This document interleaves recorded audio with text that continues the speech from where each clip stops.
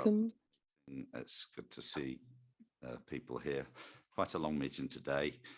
Just to mention to people that we have it in two parts. We're going to have the morning session where we're dealing with the first two substantial items, and then we're having a break of probably half an hour, starting at 1 o'clock for the final item on the agenda, which is the GYPSY and traveller assessment. That's the format this morning. So just first of all, apologies for absence. We've had apologies from Hugh Williams, and we've not had any more apologies. Has anyone got any other apologies, or are we all here? Yes, Chair, can I just pass over this? Cheryl Williams has just contacted me to say she's on her way. Okay, yeah.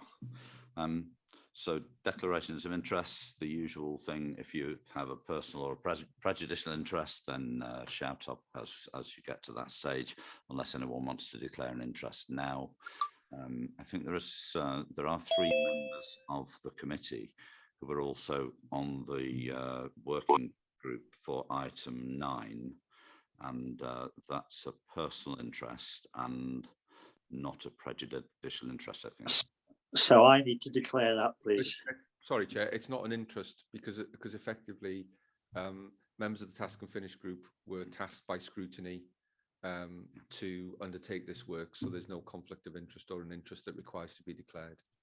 Okay, thanks. So that's solved that, the 3 members that are on that.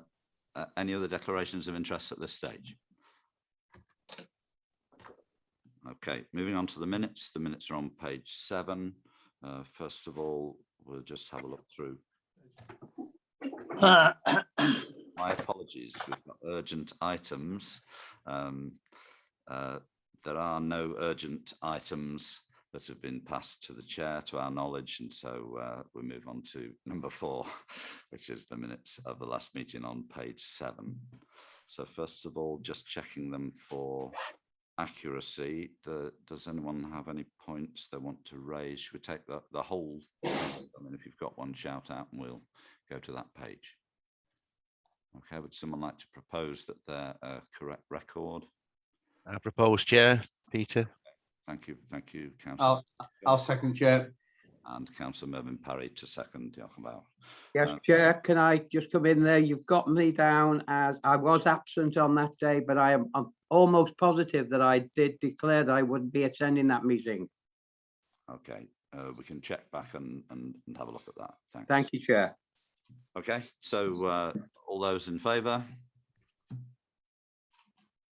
Okay, so now on to matters that have arisen from the minutes. Rhian, do you want to take us through? Yeah, just a couple of things really on those minutes. And they have been circulated in the information brief document, which I circulated to all members on Monday. A query was raised with regards to the Wildflower Meadows project and when a report would be available, because it's currently down in the work programme. I think it's for September 2022. Now, I've had an update from officers on this. The work has started on the approach to injurious weeds, but it isn't at a stage where officers can draft a report as yet. Discussions have also taken place with the AONB, and as they sit within the same service, they don't foresee a problem there with them working together. And the biodiversity officer is due to meet North and Mid Wales Trunk Road Agency shortly. So, but at the moment, there's nothing more than that they can report back to you. The other one was the report on Ysgol Rhewl, which has been on the forward work programme as a future item for information. I've now had confirmation from Education Service officers that they are currently working on this and are aiming to have the report available by early February 2022. Okay, any other points that people want to raise from the minutes? Rhian, can I just come back on that one? Yeah, off you go, Mervyn. Yeah, just quickly, Rhian, were they going to give us a report as we expected on the community impact of the closure of the school, or what is the report they're going to send us back? Yes, that's what I've asked them for, is the community impact assessment of the closure of the school on the community. Okay, well, thank you. Okay, thanks. Any other points that members want to raise? Okay, so let's move on to item number 5, which is about the new apologies, just get to the right place. The flood schemes that in RHYL and PRESTATYN, and Councillor Brian Jones, I think, is going to introduce it. Welcome to Tony Ward, Wayne Hope, Helen Johnson too. So over to you, Brian. Yes, thank you, Chair. I've put my camera on, but usually everything will break up. So if you can stop me as I speak, and we'll switch the camera off. So this report, we've been requested by Scrutiny to attend here this morning to give an overview of the engagement on the Central RHYL and the Central PRESTATYN coastal defence schemes. A lot of information in the pack. I just want to say a quick thank you to the report author, Matthew Hazelwood. Coupled with his name is Helen Johnson and also Wayne Hope. But Matthew Hazelwood has chaired all the East RHYL flood defence scheme meetings that we hold on a regular basis, and I think we've had about 30 odd of those meetings. And if I could just say very briefly, Chair, without taking too much time, he's done a sterling job there, absolutely top notch. He's moved to other projects within the council, but I just wanted to put it on record for his efforts coordinating and keeping everything on track. So obviously he had an input on this report this morning as the author, but he's been ably succeeded by a lady called Helen Johnson, who's moved into Denbighshire, and I'm sure she'll do an equally sterling job. So the report then, as I've said, there's a lot of information in facts there about the engagement. It's pretty thorough, but it's there for discussion this morning. On the Central PRESTATYN coastal defence scheme, it is referred to, but there's not an exact date because it wasn't available before the report was due. There is a drop-in session for the PRESTATYN coastal defence scheme next Monday. That's been circulated around the Denbighshire media and beyond. So that's a bit of an add-on from the report. You've also already mentioned, Chair, we've got Wayne Hope with us and Tony Ward, and I believe Tim Towers is here. So I will immediately hand over to Tony Ward to add any detail onto my introduction. Thank you, Chair. Thank you, Brian. Borodar Paub, good morning, everybody. Yeah, as Brian said, you know, we alluded to there, we came to the committee about a year ago now to discuss these two potential flood schemes. Members were rightly concerned about the... I'm going to interrupt you just for a second. Could you switch your camera off? Oh, yeah, no problem. Sorry. I assume that's because you can't hear me and not just because you don't want to look at my face. Chair, I'll switch it off now. Although if it was the latter, then that's fine too. Okay, sorry, I'll start again. We came to the committee about a year ago to discuss these two potential flood schemes, and members were rightly concerned with the associated engagement activities in relation to them. So we were asked to come back to report on those engagement exercises, and that's what we're here to do today. So there are details within Appendix 1 and 2, which both summarise the engagement activities we've undertaken and the outcome of those, but actually also provides some more information just to update members on those schemes in terms of location, what we propose to do, what we think they might look like. And then in addition to that, we've also included the wellbeing impact assessments for both schemes as well, just so that members are up to date with the progress of the schemes, but also the benefits that we hope that they will deliver. But this this report isn't really fundamentally about that. It's about the engagement activity, and that's what we were asked to come back to report on.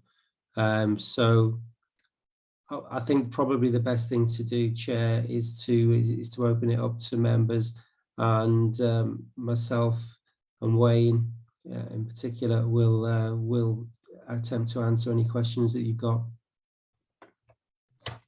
Okay, thank you very much. So the report in front of us is about the engagement and not the actual project itself. One point that we did raise yesterday in our pre-meeting was in terms of Prestatyn Town Council, because it mentions RHYL Town Council, but Prestatyn Council's not mentioned. And we thought the reason for that was that there was a technical problem on the meeting. Is that the case? Do you want to say that, Brian? That's correct, Graham. There was a problem at the last Prestatyn meeting with the connectivity. So that's been rearranged, I think, hasn't it, for the next few days or couple of weeks? That is correct. I haven't actually got the date on the fingertips, but I believe it has been rearranged. Correct, Chair. Okay. Yeah, well, so over to members.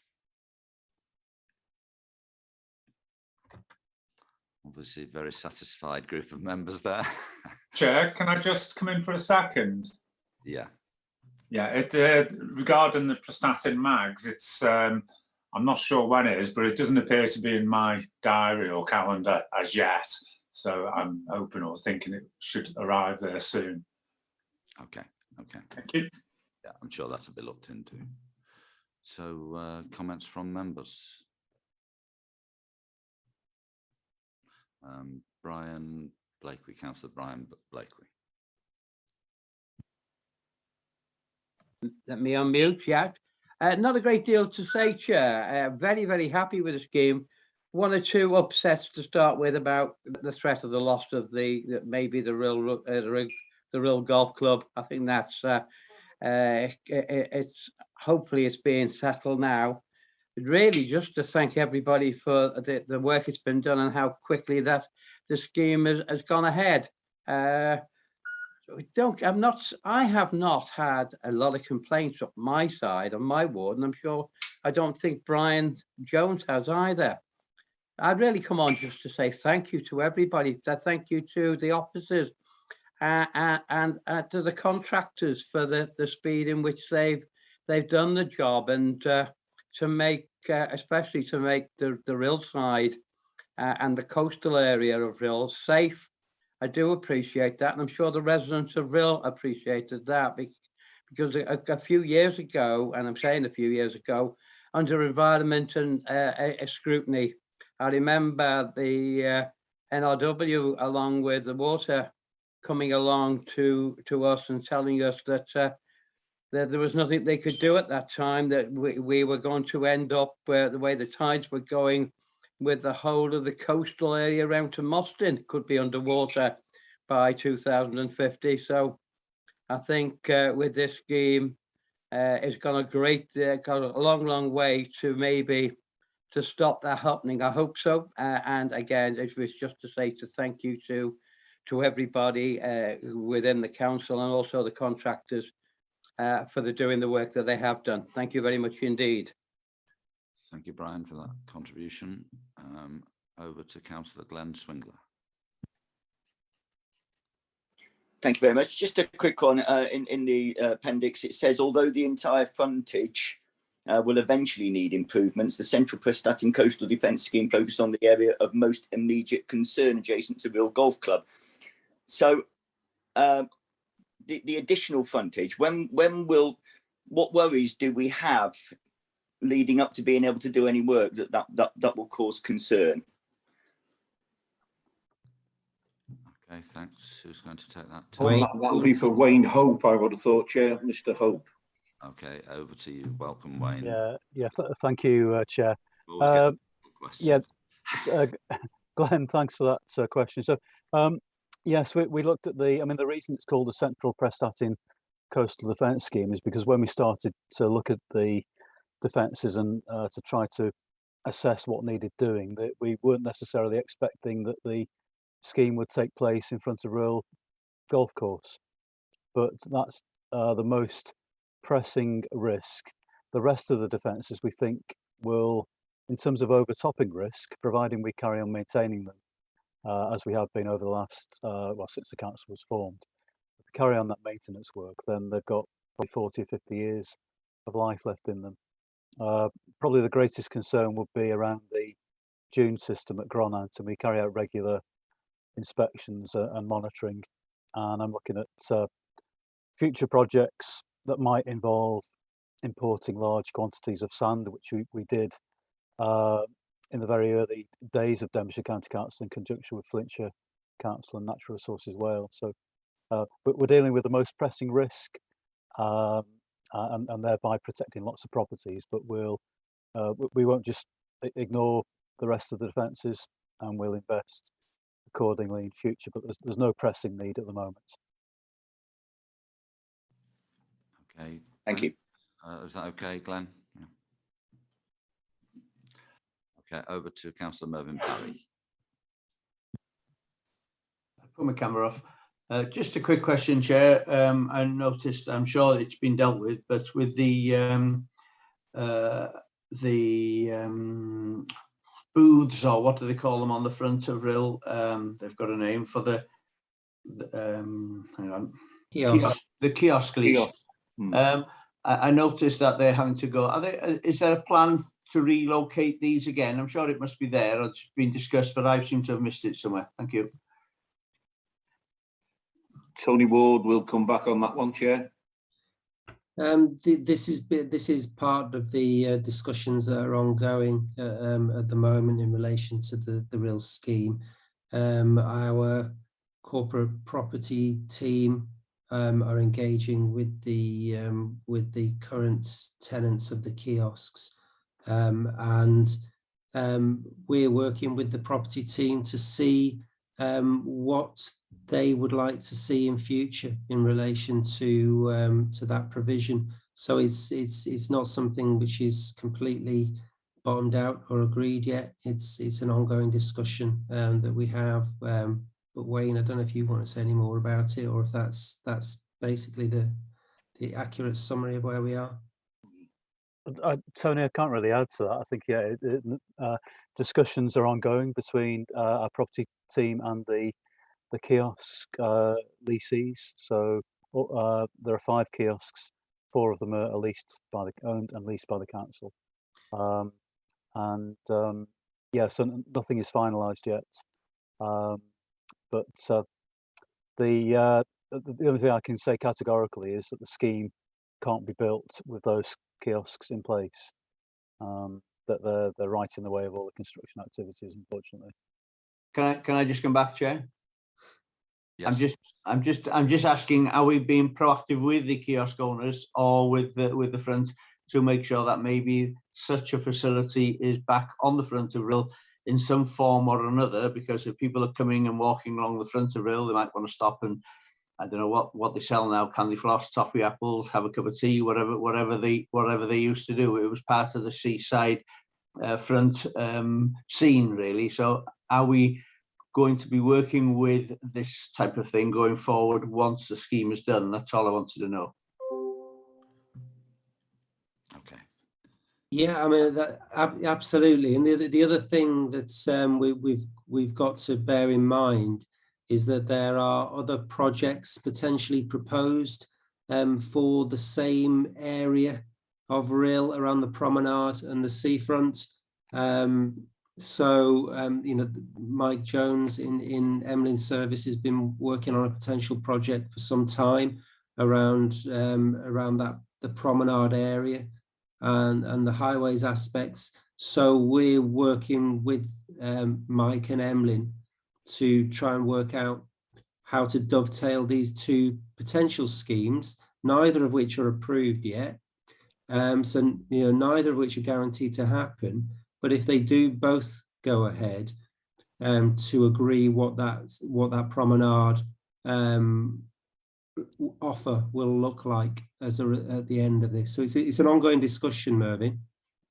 There's no firm conclusion on it yet, but it is Okay, we are proactively discussing it. Yes. I'm just concerned that there's obviously people's livelihood at stake that have been involved in some of these booths for years or generations possibly. And if we're just stopping them, have we discussed that ongoing impact with those people who run those businesses? Thank you. Yes, that's happening through the property team, Mervyn. Okay, thanks. So, Again, if I can come in, Chair, yeah, if I can come in, it is a matter that I picked up on very early on, if you like, and had those conversations. And as Wayne and Tony have just chipped in, that there is the proper conversations are going on with the kiosk holders through the proper route. I believe they've got an agent who's certainly one of them that's representing them. So it is all being looked at. But you're right to raise it, Mervyn, that and I took the same stance with the Queen's Market when there was lots of stall holders there when before Denbighshire did the compulsory purchase of that. So yeah, I'm keeping on top of that and watching that, and it has been discussed, as Tony's mentioned, and that bigger scheme of reconnecting the high street to the beach. I haven't got the details of what that means and what the details of the design are, but that will all become apparent as we move. And then just to finish off on a lighter note, Mervyn, not only do they sell candy floss and toffee apples, they also sell Kiss Me Quick hats. If you want me to get you one, I'll be one in time for Easter. Thank you. Tony, do you want to come in on this again? Yeah, I just wanted to, thanks, Chair. I just wanted to highlight that although this is a report to update on the engagement activities that have taken place, the engagement hasn't finished yet, and it will be an ongoing process, you know, both through the final planning of these potential schemes, but also through the construction of them if they take place. And, you know, that will involve all those key stakeholders. And for example, Denbighshire Leisure Limited are a key stakeholder. And we have had, you know, several meetings with DLL to discuss the potential impact of the RHYL scheme in particular. But those discussions are ongoing as well.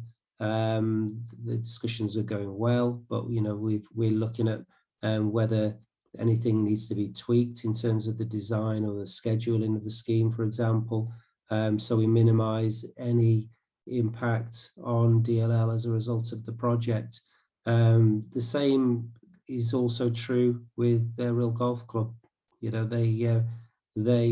we need to work with them in order to deliver the Prestatyn scheme, and we have been doing that for some time now. And you know, those discussions are going well, and we're working together in order to see how we can make that scheme happen in a way that minimises the impact to the club. So all of this stuff is still ongoing, is what I'm saying. We're not reporting that all this is finished. It's still work in progress, and it will continue. Okay, thank you for those reassurances. Councillor Glenn Swingler. Yeah, I know we're talking about the engagement here, but just to give us some idea about the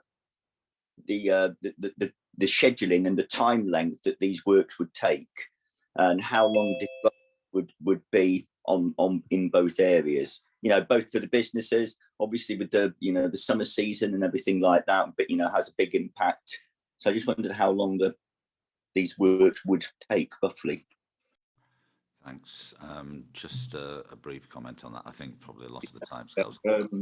Wayne will be best placed to answer that. I could give an answer, but I'll leave it to the expert. Thanks, Brian. Glenn, in relation to Central RHYL, we're probably looking at around about 2 to 2.5 years for the section from it's essentially split into two discrete sections, the Central RHYL scheme. There's a section from the eastern end of the West RHYL scheme that's already completed, so that's by the Drift Park, and as far as the Seaquarium. So that's probably the busiest bit, in front of the Children's Village. And we think between 2 and 2.5 years, there's a relatively more straightforward section from the RNLI building heading east towards Splash Point. We think that that would take about 18 months. In relation to the Prestatyn scheme, we're very much dictated by the existing ground conditions, and it has to be done in it's a very simple project in that it's an earthwork bund with a sheet piled core, steel sheet pile core, but it has to be done quite slowly so that the whole thing doesn't collapse into the existing soft ground. And we think that that might take 2.5 to 3 years, but we'll have to monitor as we go along, and that will dictate the schedule. Right. And if I can chip in, Chair, obviously there's been a consideration to disruption, because there will be disruption, but the consideration that's already been discussed, Wayne just mentioned the sea aquarium there. I've been there to a meeting myself with Wayne. Wayne's been there 2 or 3 times. That's an important facility there on the prom that drags in a lot of visitors a year. You'd be surprised about the numbers. And so we've been engaging with them. Denbighshire Leisure's already been mentioned, because that needs to be another big consideration. And I know we're straying off the agenda here slightly. I've had discussions with the highway team about, can we have shuttle glorified park and rides, because if they're reconnecting the high street to the beach, might happen at the same time. There's another disruption factor. So I'm as the lead member, I'm happy that the officers are picking up these points about the construction, what it'll mean, what's the best way to go about the construction phase that minimises, in the case of Denbighshire Leisure, it minimises the disruption to, the main part of their summer season, for instance. But none of that's on 10 foot of concrete at the moment, pardon the pun, sea defences, concrete. So, but it's been discussed, and it's in the headlights, and the Wayne hopes of this world will carry on with the conversations to make sure that disruption is minimised. But there will be disruption without doubt. Thank you, Chair. Okay, thank you, Brian. We shan't go on to the concrete, otherwise we'll be discussing climate change issues with the concrete as well. Actually, if I can chip in there, Chair, and we're totally going off the subject here, but I need to jump in there. There is in the wellbeing assessment pack for Central RHYL, there is a section there about the carbon emissions and what they're doing to mitigate them, keep them to the lowest levels possible. So I was really pleased about that when I saw that in that pack, Chair. I'm sure you'll be. Yeah, thanks. No more members indicating that they want to speak. I think it seems like we've been really reassured that consultation has been really effective. So thank you to Brian and Wayne and Tony and the teams that are involved in that. So we come to the recommendations. Recommendations at the top of page 14. The first one is that the committee examines the scope of and findings of the stakeholder and public consultation for the schemes, comments accordingly, which we have done, and recommends to Cabinet on the 18th of January 2022 that it's satisfied with the consultation approach and findings. And 3.2, that the committee confirms that as part of its consultation, it has read, understood and taken account of the wellbeing impact assessment attached at appendices 3A and 3B. Would someone like to propose that, please? I'll propose that, Chair. I'll second, Chair. Councillor Blakely and second by Councillor Parry, Owen Parry. Okay, so those in favour? Okay, that looks unanimous to me. Okay, thank you very much. So thanks to everybody that's been involved in that, and we'll move on to the next item on the agenda. And the next item on the agenda is let me just get to the page.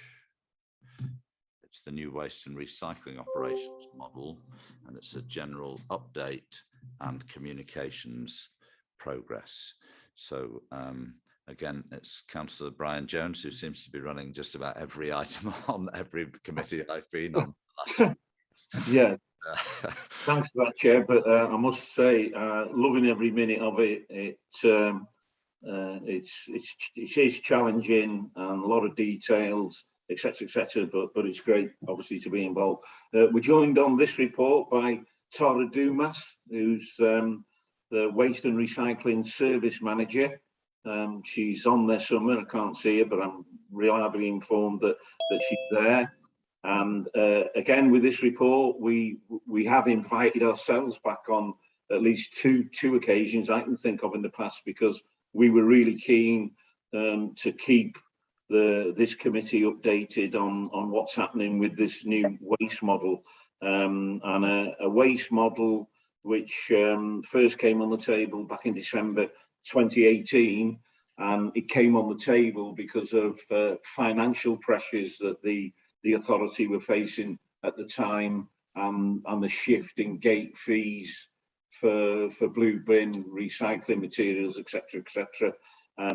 But over that period, Chair, and I just finished off on the last report mentioning climate change, what has happened with this new waste model is, again, climate change has directed it for me.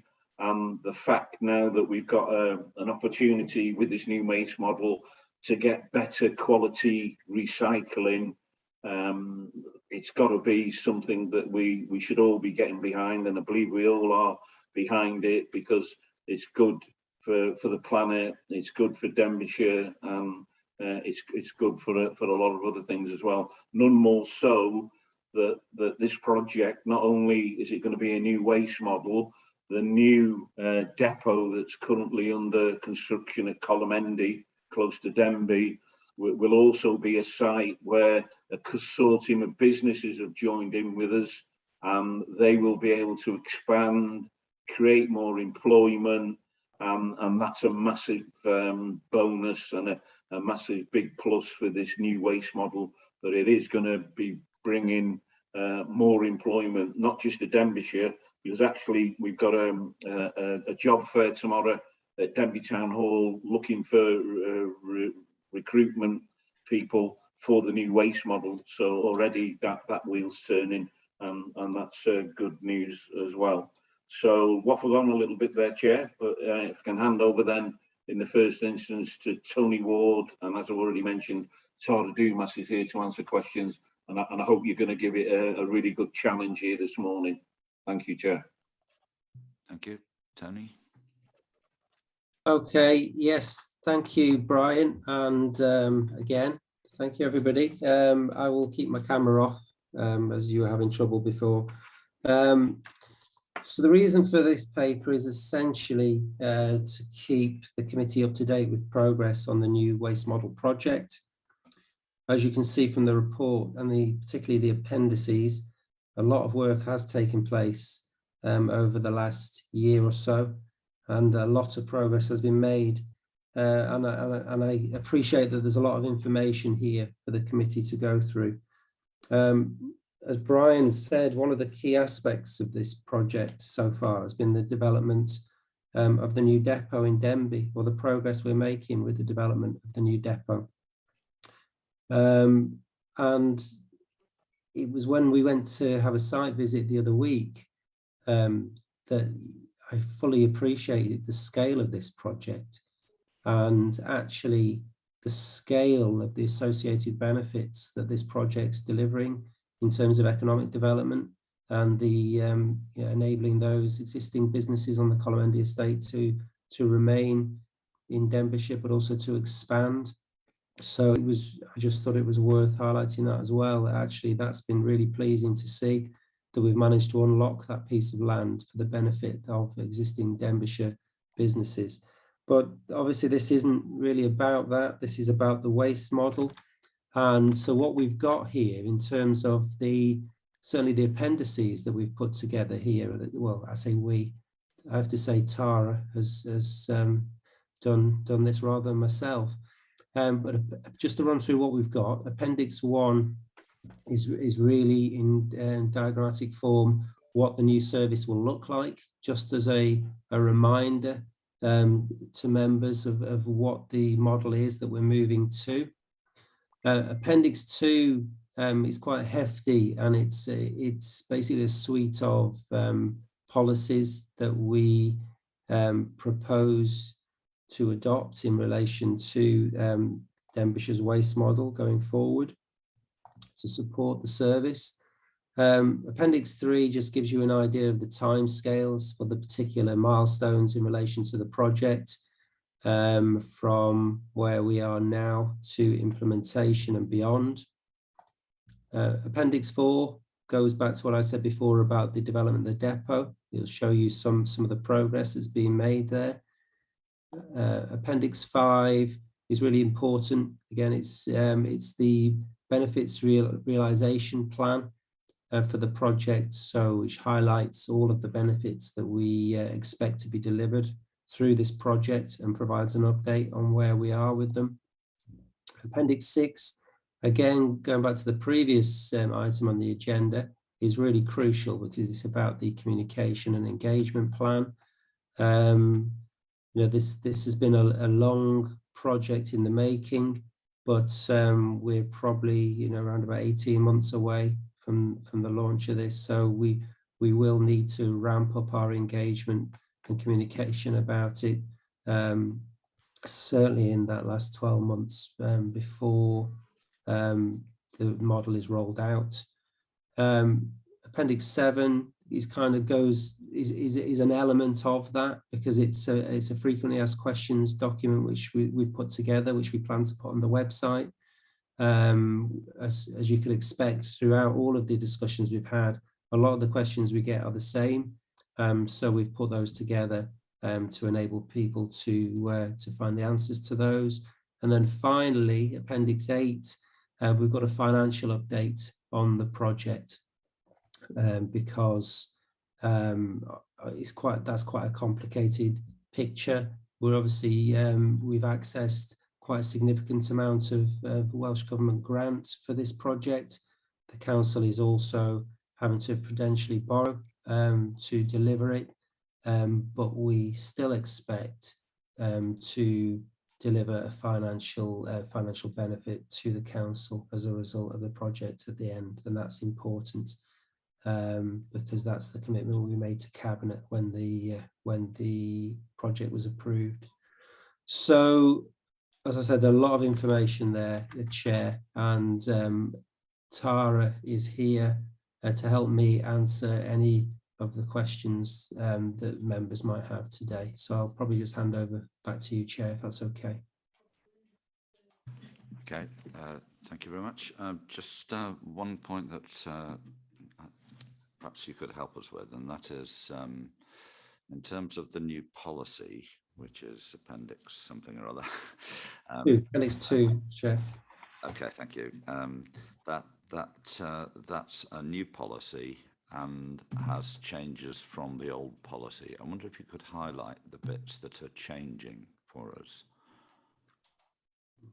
Okay, probably best if I ask Tara to come in at that point as Tara put together the document. Okay, well, we'll come to that later if you like. Just to bear it in mind, because we're being asked to endorse the suite of household waste recycling policies, and we just want to be careful that we're not endorsing something that we haven't realised is a substantive change to the progress. That's all. Just to say, I think there is a table which highlights the changes, which is, I think, Appendix 2B. Tara, is that correct? Correct, yeah. At the bottom of the appendices, there's a table that highlights where there's a change from what we do now and where there will be a change when we introduce a new model in 18 months' time. So we, you know, a lot of the policies that you see in Appendix 2A is what we actually work to now. Some of them are, you know, it's just our working procedures and practices, some of which have never been actually formalised into a policy before, but it's what we've always done. So I have produced that table in Appendix 2B to highlight where the differences are for everybody to make it a lot simpler. So that's pages 84 to 89 of the pack, Chair. Just my next question. Thank you, Tony. Page 84 to 89.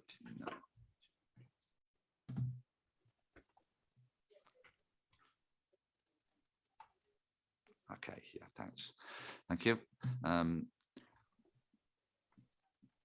Everyone happy with that? Thank you very much. I mean, Chair?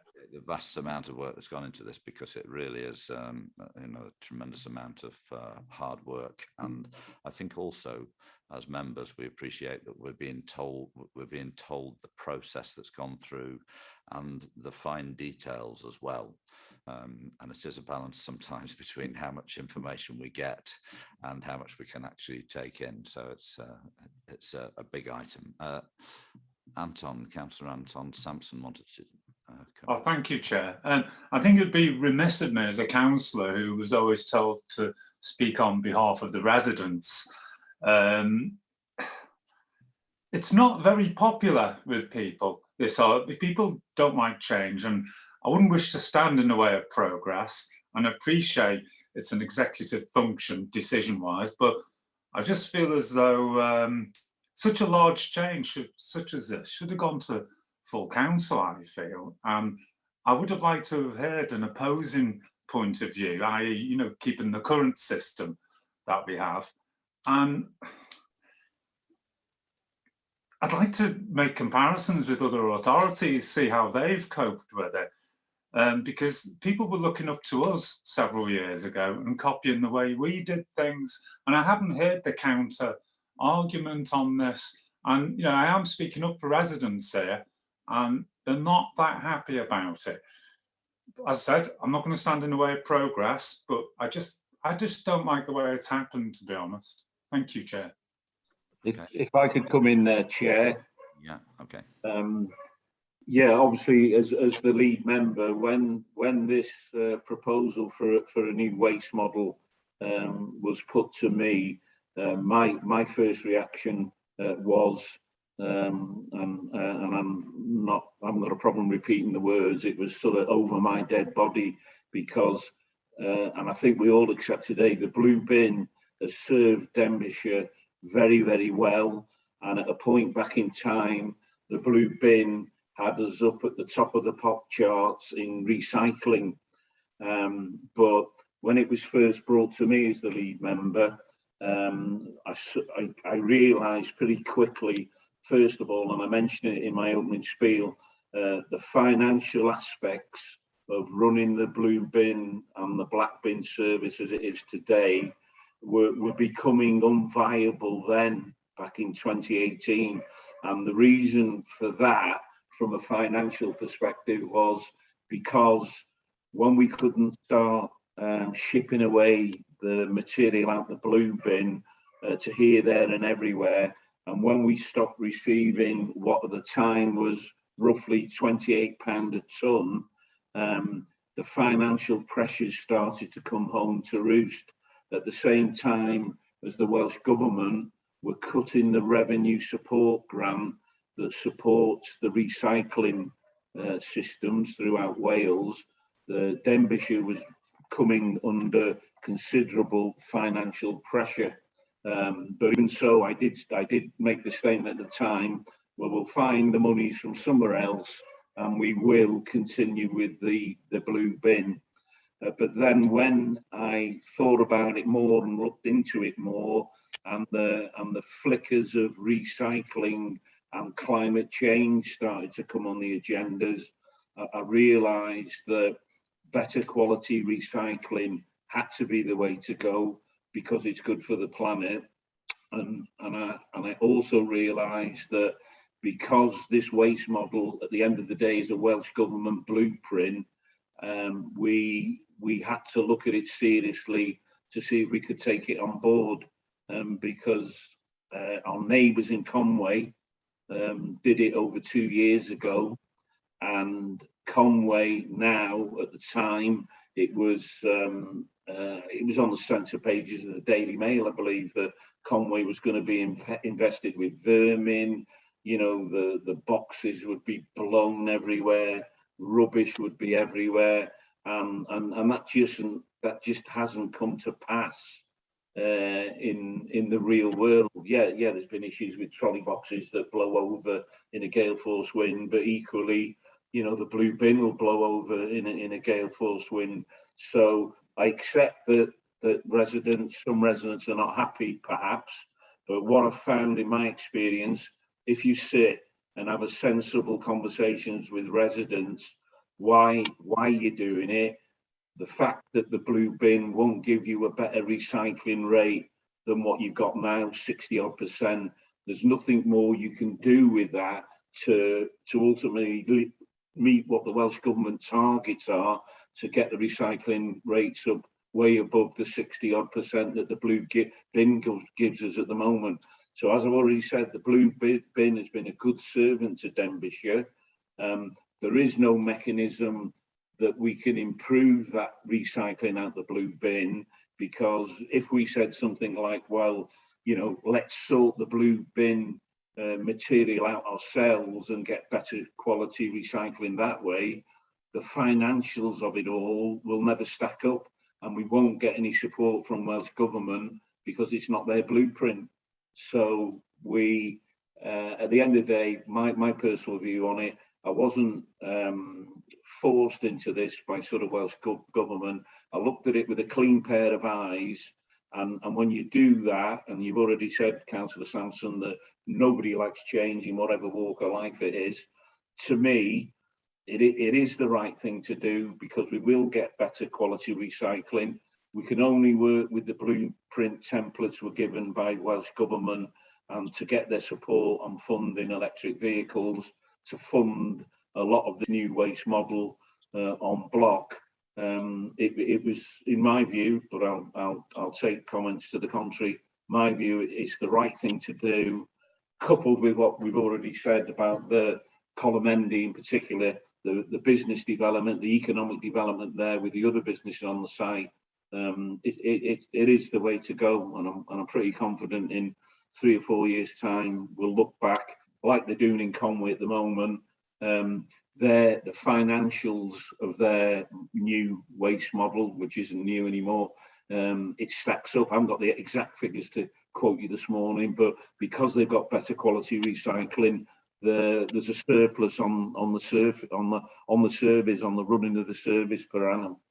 So yeah, I've had my little overtime shot on that, and I can see there's a few hands being generated. So thank you, Chair. Thank you for that, Brian. I appreciate that. I'm just going to go to Tony. Tony, do you want to add something on that same? Yeah, I mean, I was thanks, Chair. I was just going to say that obviously the reasons for making this change were debated at length in various forums before the decision was made, including Scrutiny and Cabinet. And I think the benefits are clear. I mean, we've got them. We've highlighted them all in Appendix 5, which is the benefits realisation plan.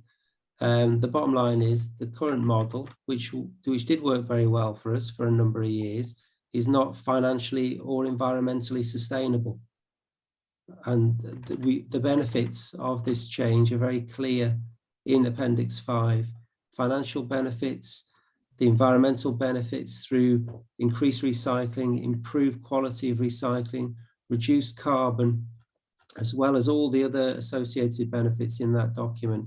It's just really clear why we're doing this and the reasons why we need to do it. The only authorities who are getting anywhere near the 70%, the new 70% statutory target, are those who are working with this model. And we will never get anywhere near that with the system we've got currently. And that's why we're doing it. And but I think this has been debated, you know, at length in various forums before that decision was made. Okay, thank you. Anton, do you want to come back on that?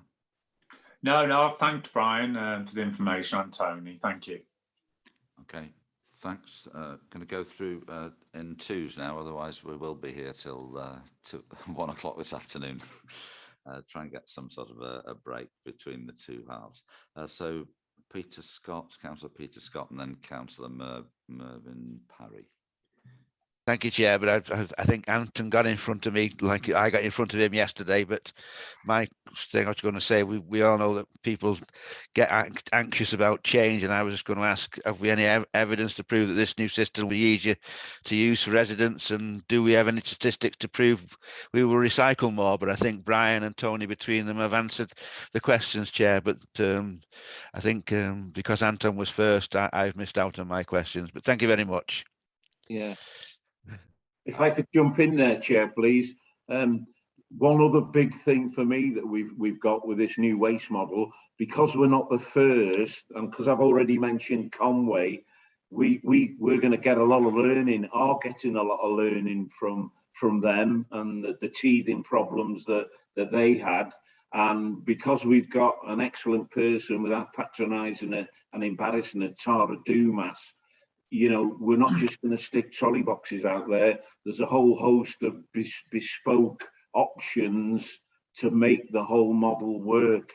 And I truly believe that through Tara and her team, they've thought about it, they're still thinking about it, and we will have a mainstream trolley box system with bespoke elements bolted onto it, which will cater for all the little gremlins and the rural areas and places like West RHYL, where we will have the best chance to maximise the benefits of this new waste model. So I've got no doubt, no qualms about that. Thank you for letting me interrupt, Chair.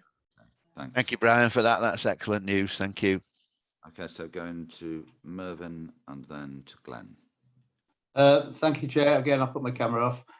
Just a quick one. Maybe Tara could just answer a quick question on the textiles collection when it comes. Are we likely to get that county-wide and not just on the coast? I'm very pleased that this paper's come out.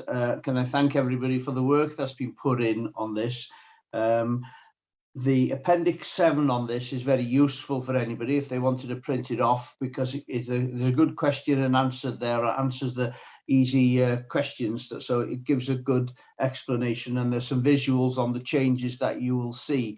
The rollout of the bins from the black and the blue and the orange bins has been excellent for Denbighshire, but we've got to move forward. We've got to increase our recycling. We've all got a responsibility to deliver this, and by moving into the new bin system is the way forward for us. I mean, Brian's gone on about the blue bin.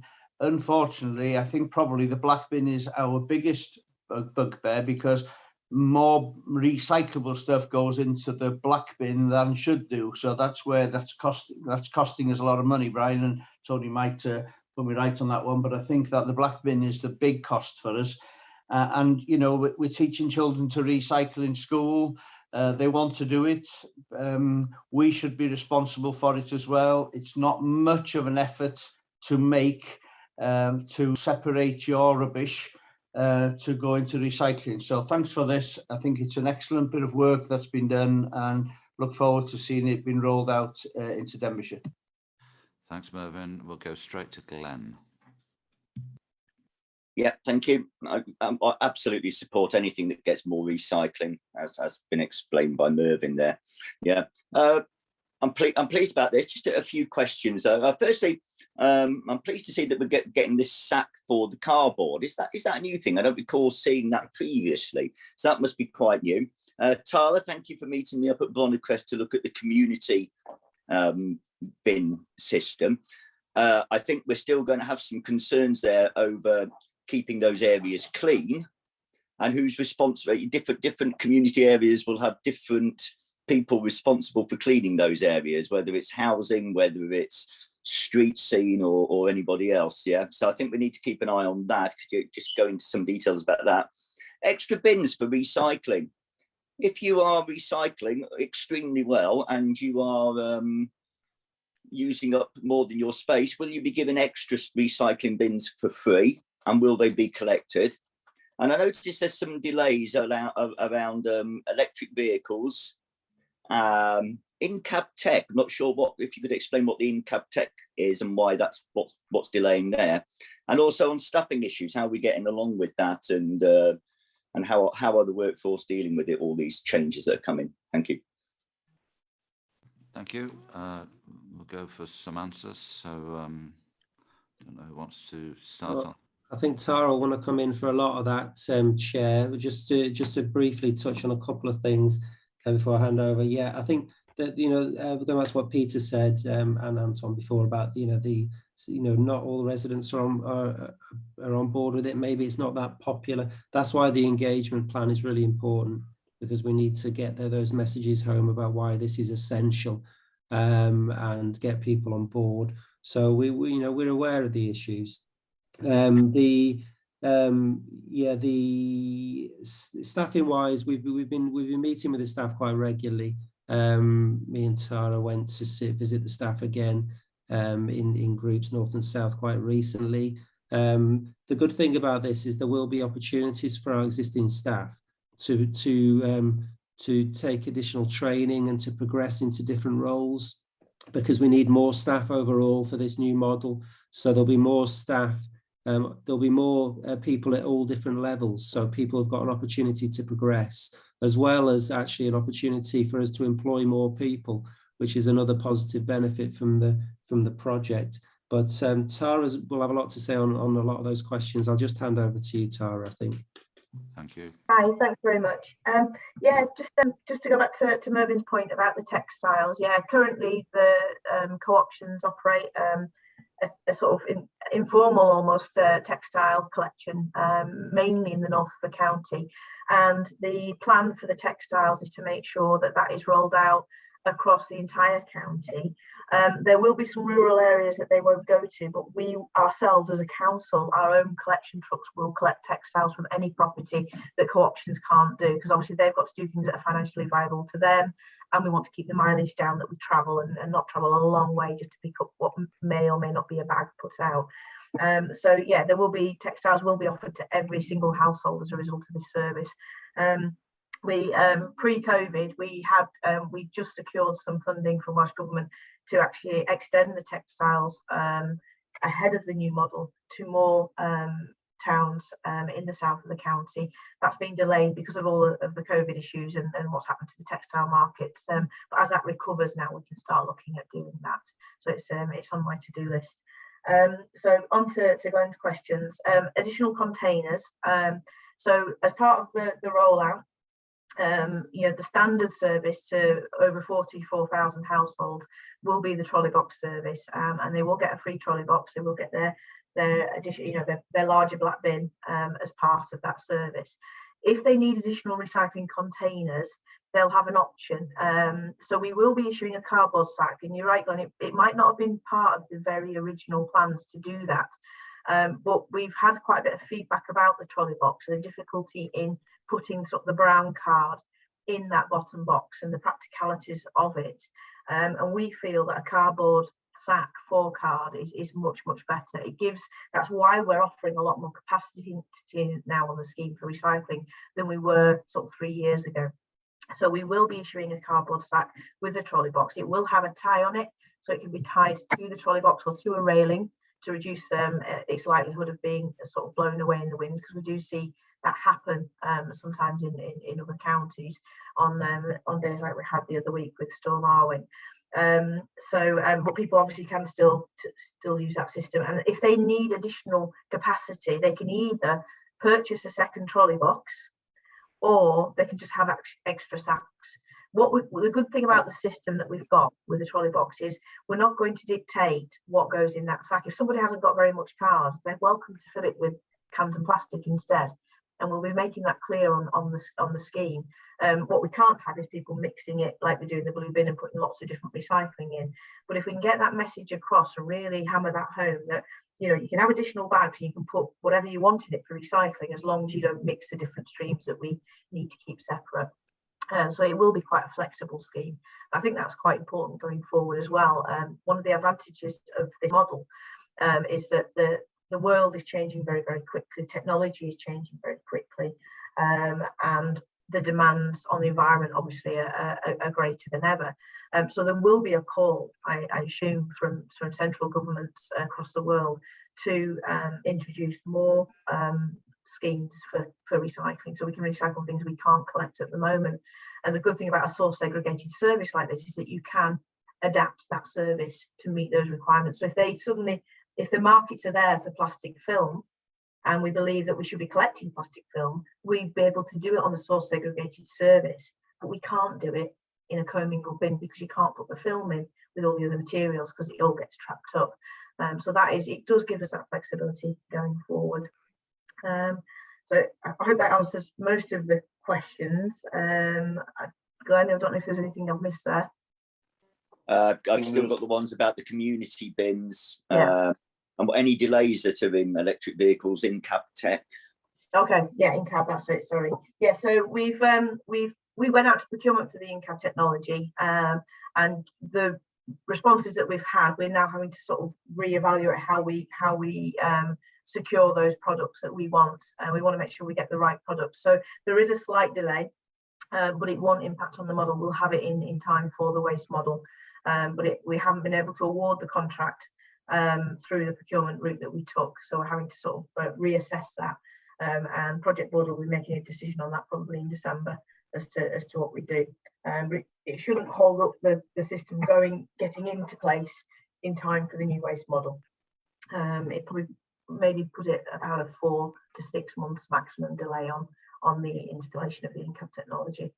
And when with the communal collection points, obviously Bonnycrest is the first trial that we're doing. We chose Bonnycrest because it's got a number of significant challenges there, and we do know that the bin store regularly gets dumped in, not just by the residents that live there, but further afield as well. So we've chosen one of the most difficult sites so that we can learn from it and put our learning into practice and work out how best to work with the partners, such as housing associations, property management companies who own and are responsible for the bin stores. There's always been fly tipping in those bin stores, not just of black bags, but of sofas and various things, and that's just one of the things that happens. That we're lucky in Denbighshire, we don't have a great deal. We've designed them out wherever we can, but they do bring with them a unique set of problems, and that's why we've started the trial so early.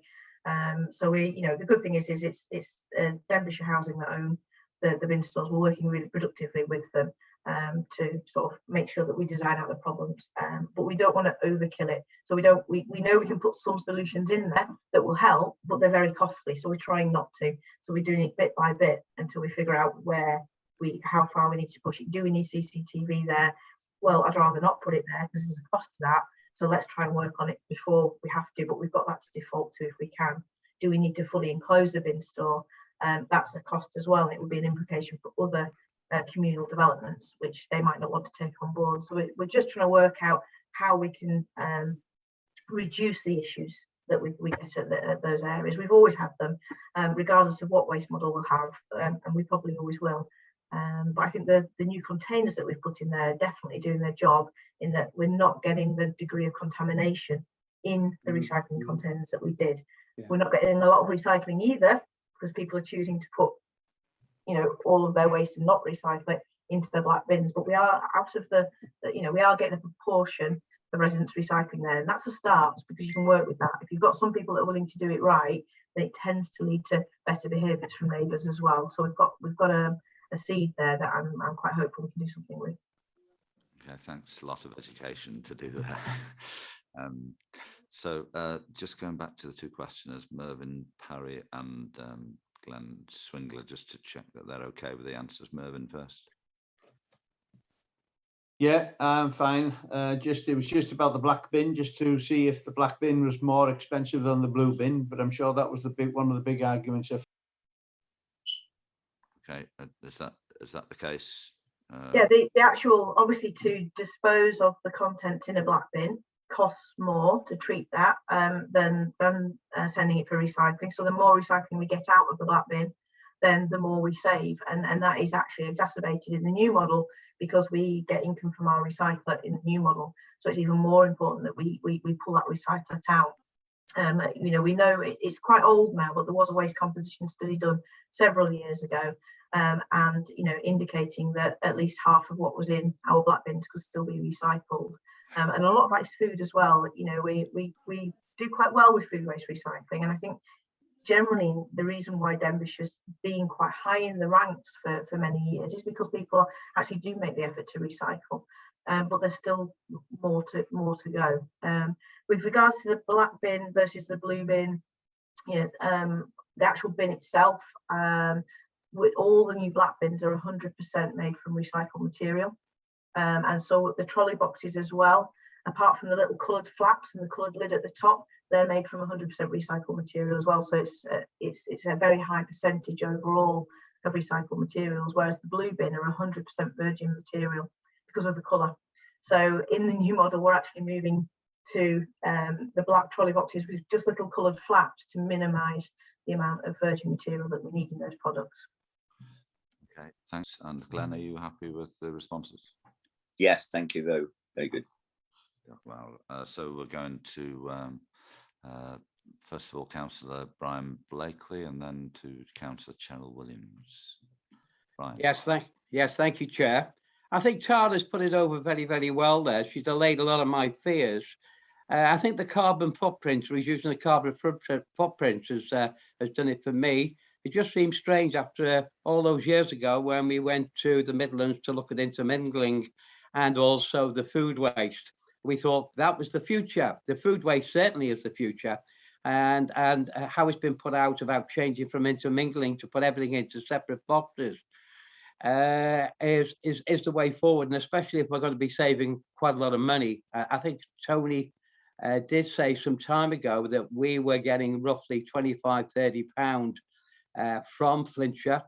Now we're having to pay them now to take the waste away. And with Conway going into this new scheme some time ago, and I believe Flintshire has, and I know the Wirral has, and talking to my sister-in-law in Flintshire, who was not too happy to start with, but seems to be quite okay with it now, that yes, I'm all for it. I think if there is any problems in the future, and I think Brian Jones said it earlier on, if we spend a little bit of time talking to maybe some of our elderly residents that are concerned, and I think they're the ones that's more concerned about how they're going to cope with these boxes. Are they going to get it right, and so forth? And if we spend a little bit of time with them, helping them, and I think that is the way forward. And as I said, reducing the carbon footprint at the end of the day, that's the way forward. We've got to do that. We've got to look at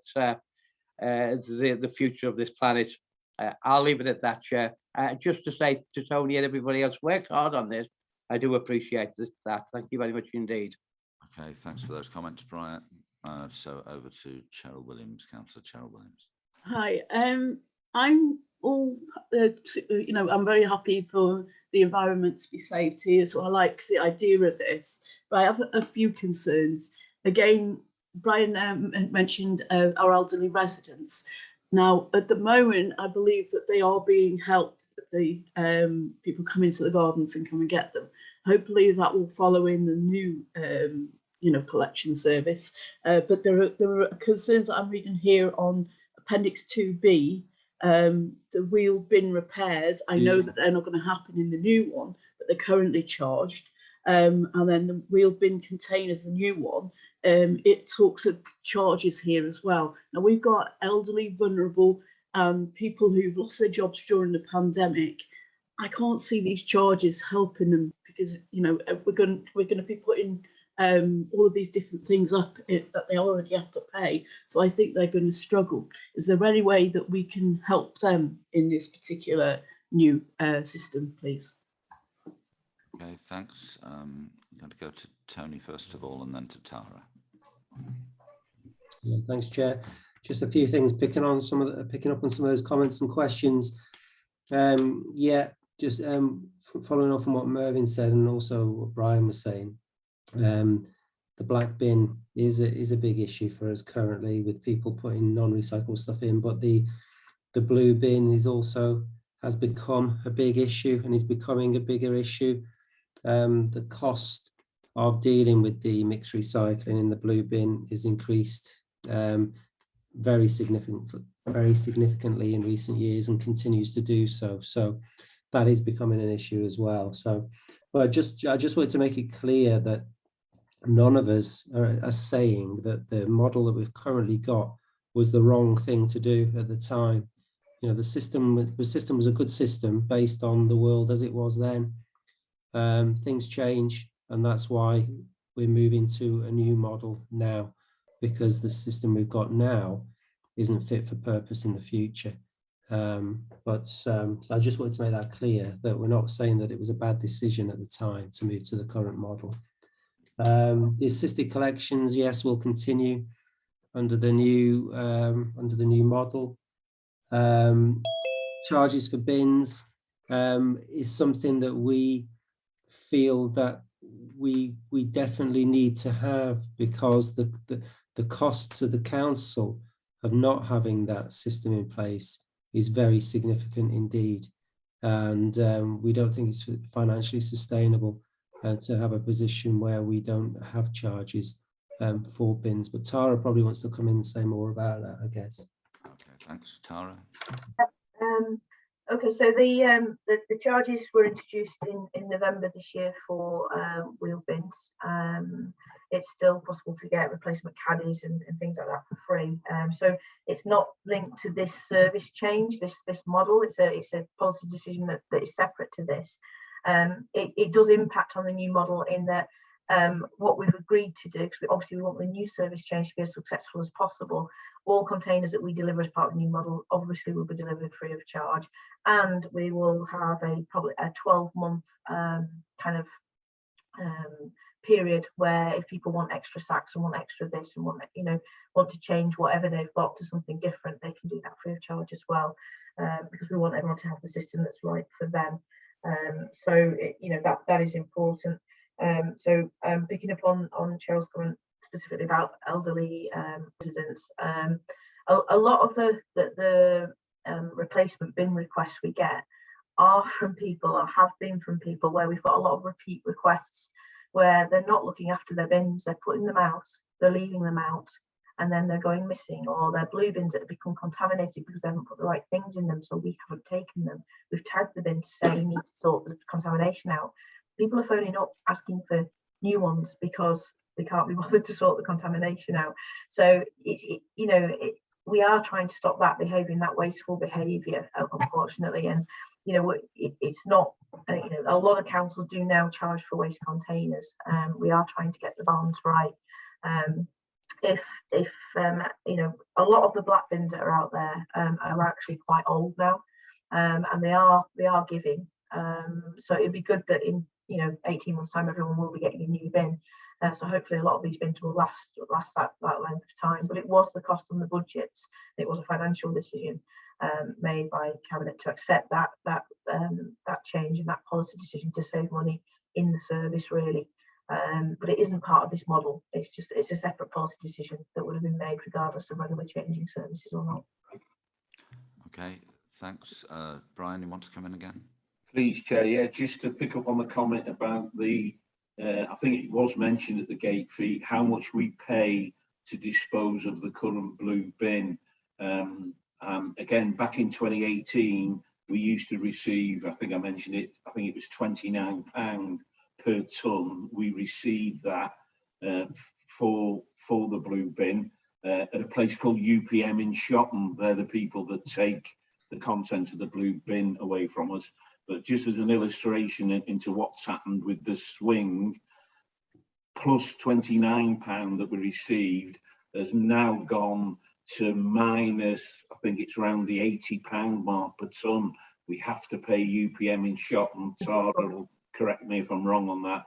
But in the new year, that gate fee that they call it for the blue bin to go through to UPM in Shotton is going to go to over £100 a tonne. And that's a staggering swing in 3-4 years, and the financial pressure of that on the existing system, it doesn't need any more explaining. But as I've said, if I can just come in there, Brian, we're actually looking that we have got a contract that takes us to June 23, which is when we actually need to switch our waste models. So we are tied in at our current gate fee price for that time, thankfully, because we've just evoked the extensions on that contract fully. So we don't need to go back out to tender where it could have actually gotten worse for us.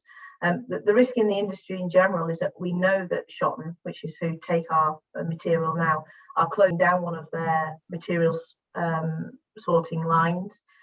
They've recognised the change in the markets. They've recognised that they can make better use of their facility by processing cardboard themselves rather than selling it onto a secondary merchant.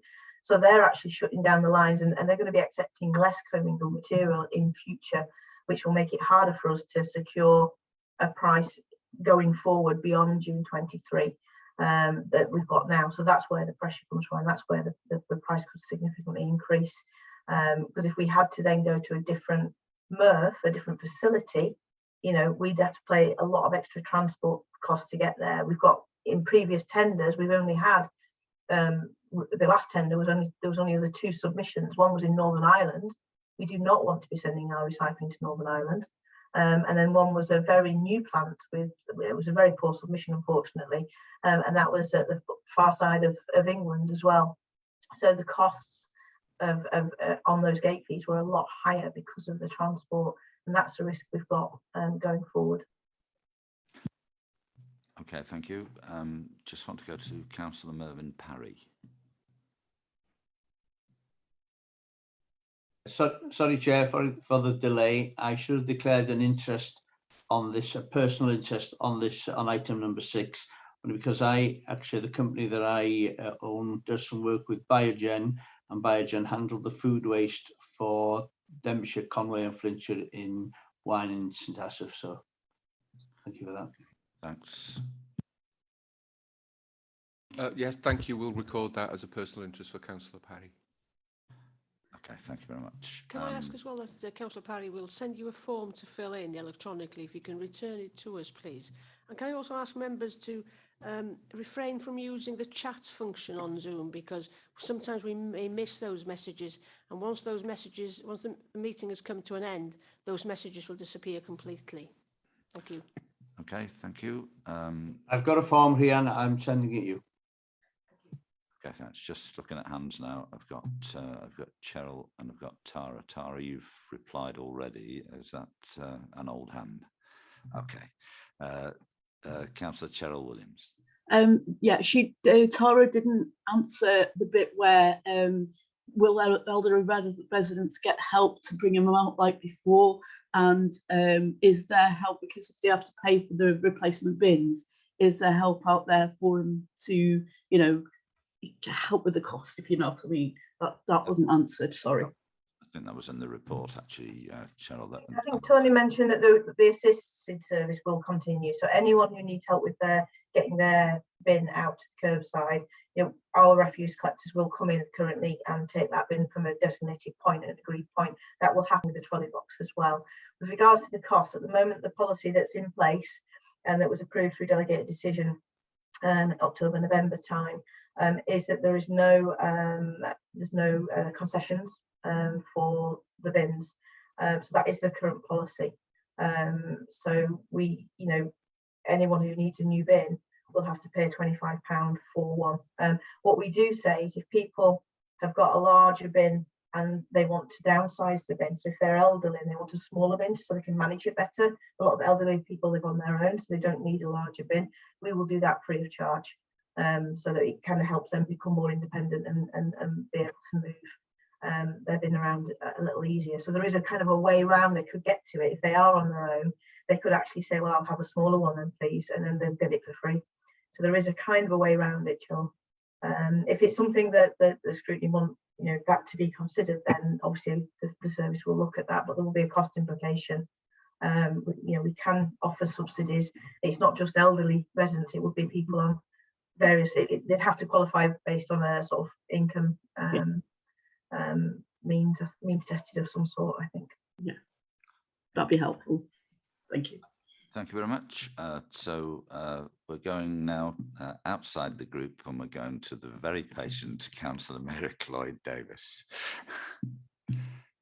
Thank you, Chair. And thank you for the opportunity to ask a question. Could I thank Tara too and everybody else who's been involved in preparing this report, and also for the work in Denbigh. Of course, we've started on the centre there. Just one or two points, if I may. I noticed just a little bit of history. I think you've almost provided the history correctly, because Welsh Government and the Assembly Government were against for years this in Denbighshire. Our recycling rates were the best in Wales, with the recycling facility paying for its place at the time. But the arrangements we had of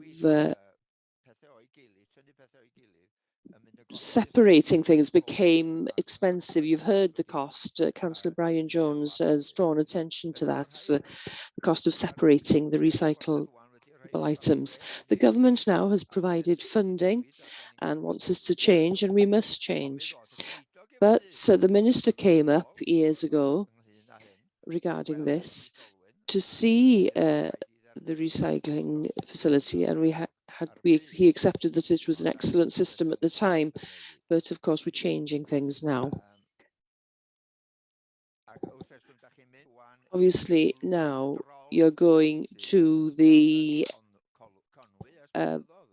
trolley system that's been in place in Conwy for years now, and I'm sure you've learnt a lot by listening to them. But I assume you won't be charging for a new box because the wind has blown it away. We had strong winds recently, and I've noticed recently that the food caddies have been broken due to the wind because it's been left in the road for more quite often. Page 91, section 24, it says there, since the 1st of November this year, the cost was a transferred cost. I'm not arguing about that. And the question that Councillor Brian Jones asked me to ask you today too was, you mentioned materials, but I'm not quite sure. You call them textiles. Does that mean clothing? Because according to the Welsh Dictionary, textiles are knitted items. And what about rags, things with holes in that can't be recycled? Will you be accepting those anywhere? You may have said RHYL, I'm not quite sure. Is that the meaning of textiles in English? Thank you, Chair. I think Tara will answer those questions, Chair. Yeah, no problem.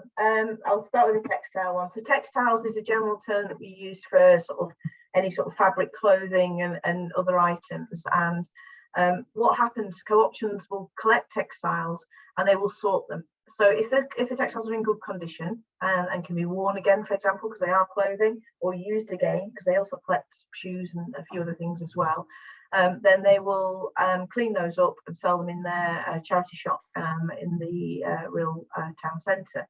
And the lower quality textiles that may have holes, may be damaged, they can actually be sent to proper textile reprocessors that will treat those textiles and recover the fibres from those textiles and repurpose them into new materials. So just because something's got holes in it doesn't mean that it's of no value. It's still better. Textiles has got one of the highest carbon content of anything, and the making of clothes and the fact that a lot of the cotton comes from so far away, it's got a really high carbon footprint. So it is really important to keep as many textiles out of the black bin as we can, even if they're not in very good condition. There will be a line drawn, you know, and that line changes with time. So we're not going to say what that line is as to what we can and can't accept. Most textile collectors do not accept pillows and duvets and things like that because they, you know, there isn't a market for them. They're stuck with them if they've got them. They can't do anything with them. So there are lines drawn, but certainly all clothing items, irrespective of condition, what we do ask is that people don't give them to us in a soiled condition, because it's not very nice for the other people at the other end who have to go through those bags and sort them. And we do sometimes get textiles in very poor condition that you know, contaminates other clothing as well. So it's important to keep that quite clean. So I hope that answers the textile question. Okay, thank you. Is that okay, Mary? Just in it clear, say that in Just to make sure, where do we take them? Is it just to RHYL or Denby? You don't collect them near the house, do you? You're correct. I meant rags, something that's gone beyond repair. I know you've mentioned using the actual material, but where are they to be left? Where are we to take them? There are a number of bring banks around the county. What I can do is I can send a link to Rhiannon after the meeting, and that will send you to where all of the banks are that can be deposited. But also, depending on where you live, co-options do offer fortnightly curbside collections. They can send you their particular bags, and you can put them out. The collection is always on your recycling day. But as I said earlier in the meeting, it's not for. It's mainly in the north. Kind of stops sort of just south of Denby, but we are going to be expanding that in the longer term. But there are quite a few textile banks out on car parks. There are private banks out there as well. Some you know, private businesses have banks, that charity banks out there as well. But I'll make sure that Rhiannon gets the link so that you know where they all are. And we do of course take them at the 3 household recycling centres as well. And yeah, rags is fine, as long as, if they're really oily, if you've been using it to clean your car and they're really oily and dirty, then that is probably best off going in the black bin, unfortunately, because we don't want to contaminate the other textiles that are in the process.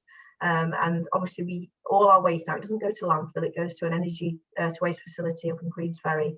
And it's whilst it is burnt, it is incinerated, it is done so in the sort of like, least harmful way that you can do that. So at very, very high temperatures, the energy produced is used to power the grid, and also all of the toxins are captured under quite strict monitoring guidance as well. Thanks, Tara. Just before I bring Glenn in, who's put his hand up, I'm going to have a go myself. So I've got, I did have a very long list at the start of the meeting, and I've ticked them all off, and there's just 3 points, one of which I think is quite important to me, but probably not to other members. And it's not about the D Valley. It's not. I'm not trying to be parochial. But the first point is about private and unadopted roads. You say the policy hasn't changed, which I'm pleased to hear reading this policy.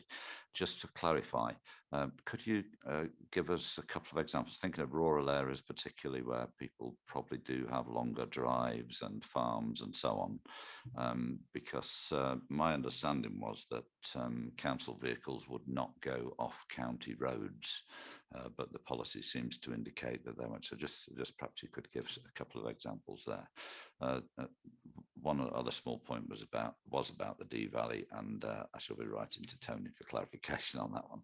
But the one that's probably a bit more contentious is the idea of actually marking all the wheelie bins with a identification, a chip identification, and I personally don't like the idea of having surveillance of everybody because a few people don't behave themselves or don't do things in the right way. I mean, I've raised this question at schools, for example, where they want to install video cameras on every single corridor and classroom and so on. And I don't think that because there are a few people that don't follow the rules, we should introduce mass surveillance. Now, putting these tags on bins,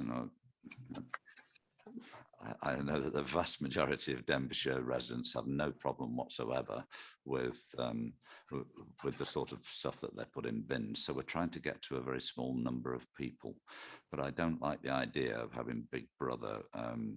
Perhaps we should say big person these days, but we don't like the idea of this idea that somebody's watching all the time to make sure that you stay in line. And I just wonder if you could talk us through the incidents where there are people that contravene the rules, and that causes terrible problems for everybody. Is it a massive cost? Is it a lot of people? Is there a different way that that could be done rather than, and it might be the easiest and cheapest, but I don't like the idea of having everyone under surveillance because someone's put a bit of film in the wrong bin. Tara, do you want to start with that one? Can I just start before Tara comes in, Chair, on that, just on that point? The main point I'm going to make is that it isn't surveillance. Bin brother, I think, was the term you're looking for in relation to this. But it's not surveillance, Chair. Basically, all this does is tell us which property the bin belongs to. It's just a more efficient and effective way of doing what we try to do currently in a manual way. And it reduces a lot of issues in terms of, you know, if bins go missing, you know, we'll be able to tell which bin is associated with which property, that kind of thing. If sometimes bins are put out in some areas in similar locations, you'll get a number of bins in one place. So it enables us to differentiate. If we've got an issue, you know, which property has the issue, so we can talk to people and help them to resolve those issues. There's genuinely nothing sinister about this, and it's not surveillance. It's just a modern and effective way of managing the service. That's all it is. But Tara will come in, I'm sure. Yeah, on that point, we actually, just before the first lockdown, seems a very long time ago now, doesn't it? We launched a campaign called Keep Up with the Joneses, and it was a campaign around getting people to really think about what was going in the black bin and getting that recycling out of the black bin. And it was working quite well. In that we would basically, we already have a system on the vehicles where the crews report if something is wrong with a bin. So they've historically always focused on the blue bin. So if the blue bin is presented contaminated, they'll flag it up through a system called TrackQ on the vehicle, and then we would go and visit that household to try and intervene to find out why they were putting the wrong thing in the bin. So the Keep Up with the Joneses campaign in 2019, at the tail end of that year, was really about you know, the crews keeping an eye on what was going in the black bin, and if it was really obvious that there was a lot of recycling going in the black bin, they would press the button on a certain button that had a certain code on the vehicle, and that would then, we would then go out, we would then write to those people to say, look, you know, you've been flagged up on the system, there's a lot of recycling in your bin. Well, what we actually found from that is that the data that the crews were giving us wasn't very accurate. The tracker on the vehicle doesn't always exactly pick up the location. If the member of the public hasn't put their bin number on the bin, for example, they may have had to guess which house it was from. And so we actually got a lot of, it was a really good campaign in that a lot of our recycling rates actually did go up a little bit during that period. And people were making the effort because of the leaflet they'd had and because they knew this campaign was going to happen. But we couldn't accurately follow it through because we kept finding that people were getting letters, maybe the neighbour, and they didn't, you know, as far as they were concerned, they were doing it correctly. So we didn't have accurate information. The bin chip will allow us to have absolute accurate information so that we are talking to the people that we need to talk to, so that the mass surveillance won't happen. It'll only start to flag up if someone is doing the wrong thing, but it'll give us the right data. And that is ultimately what we need. We need to be able to get the right data quickly so that we can engage through our 4-step enforcement process as efficiently as we can and know that we're targeting the right people and not upset all the people that are doing it correctly because we've written to the wrong address by accident. Only way to do that really is, you know, in any kind of efficient way, is to have the bin chip data. The bin chip data also tells us if someone hasn't presented a bin for 3 weeks, for 4 weeks, for 5, well, you know, for however many cycles, it will flag up that no bin's been put out. So we can engage with that property. Have they moved house? Is it empty? You know, is there a problem in that property? You know, have they lost the bin and not got a new one, and therefore they're flying in their bags somewhere else? So it starts to give us data, but we'll only act on data from the property if there's something wrong. So the vast majority of people that you alluded to won't be impacted by this at all. Okay, thanks. You've got a couple of other points about adopted roads, so I'll come back on that one. The unadopted roads policy, yeah, the wording of the policy isn't changing. We've had a policy in place for quite some time. I don't think in all cases we actually adhere to the policy. So I think over time, there has been some pushback from people who do live up quite long lanes. And where we've been able to safely collect waste, in some cases, we do go up those lanes and we do collect from the curtilage of the property or a little bit closer. And sometimes we have to go up the lanes regardless because we've got assisted collections up there. So we would have to go up anyway. So if you're going up, you know, a half a mile long lane and there are two properties, it would make sense to collect from both properties while you're there because one person is on an assist anyway. So I think it's a policy that needs, as we are rolling out the new model and we're routing everything, we have got to a point now where we know what route all the properties are on. We will be looking at that very carefully to make sure that if there are any changes for any individuals at all, that we do engage with those properties. But for the most part, I think most of them are staying as they are currently, which, you know, we've actually increased our vehicle list, haven't we, Tony, by one small vehicle that over what was modelled, so that we can do more collections closer to people's properties through the new model. But that doesn't mean that means that everybody will have that opportunity, because the policy does exist. If there is a safe place to put or to store a container, you know, at the end of the driveway, where we can collect it safely and we're not too close to a busy road, then we will do so. Or we'll look for a point somewhere up that lane where we can turn around. Sometimes we get right up to the property and we can't turn around safely with the vehicles that we've got. But a couple of the recycling vehicles that we're ordering are actually really, you know, they're quite small, they're quite nippy. So we will be able to access some of these properties. But we will, just to re-emphasise the assists, if anybody does need an assisted collection, they will get one. Thanks. I mean, the concern was raised by the community council, one of the community councils in the area, and they were concerned really on behalf of the operatives, because they understood that as soon as the vehicle went onto private property, anything that happened, they wouldn't be insured for. So I think you probably satisfied me on that one. But it is about this consistency as well, isn't it, to make sure that it is consistent across. It's up to us as a operational crew. The driver will make an assessment. If there's suddenly a pothole appears or there's a bridge that they don't feel is safe or whatever, then they will decline that collection and they'll have to report it. We'll have to engage with the resident or the landowner. But you know, if you know, we don't want unnecessary wear and tear on the vehicles, and we know that the vehicles, some of the vehicles in the south of the county do not last as long because of the sort of rougher terrain that they are going over. But you know, we want to offer, you know, a convenient service to as many people as possible. So that's what we intend to do. Okay, thank you, and thank you for your comments on the other part. I'm not sure I'm satisfied with that, but that's the answer, and other people are not on my side. We are doing a small trial in West RHYL. We're hoping to roll out microchip bins probably February, March, maybe slightly into January. So we will be able to report back to Scrutiny on how that goes. I think West RHYL is a really important area to have microchip bins, because a lot of bins are left out when they shouldn't be, and they will get stolen now, and we're seeing that now because of the bin charges. People are taking bins. So I think there's a lot of low-income households in those areas that can't afford easily to pay for a replacement bin. So if it means that we can recover those bins and get them back to the right person, then that will really help. Yeah, okay, thank you. Going to go to Glenn and then to Brian, and then we'll close, I think, and move to the recommendation. So Glenn, first of all. Thank you. Yes, you just brought up my next point, which was about the microchipping. Firstly, is it only the black bins with microchipping?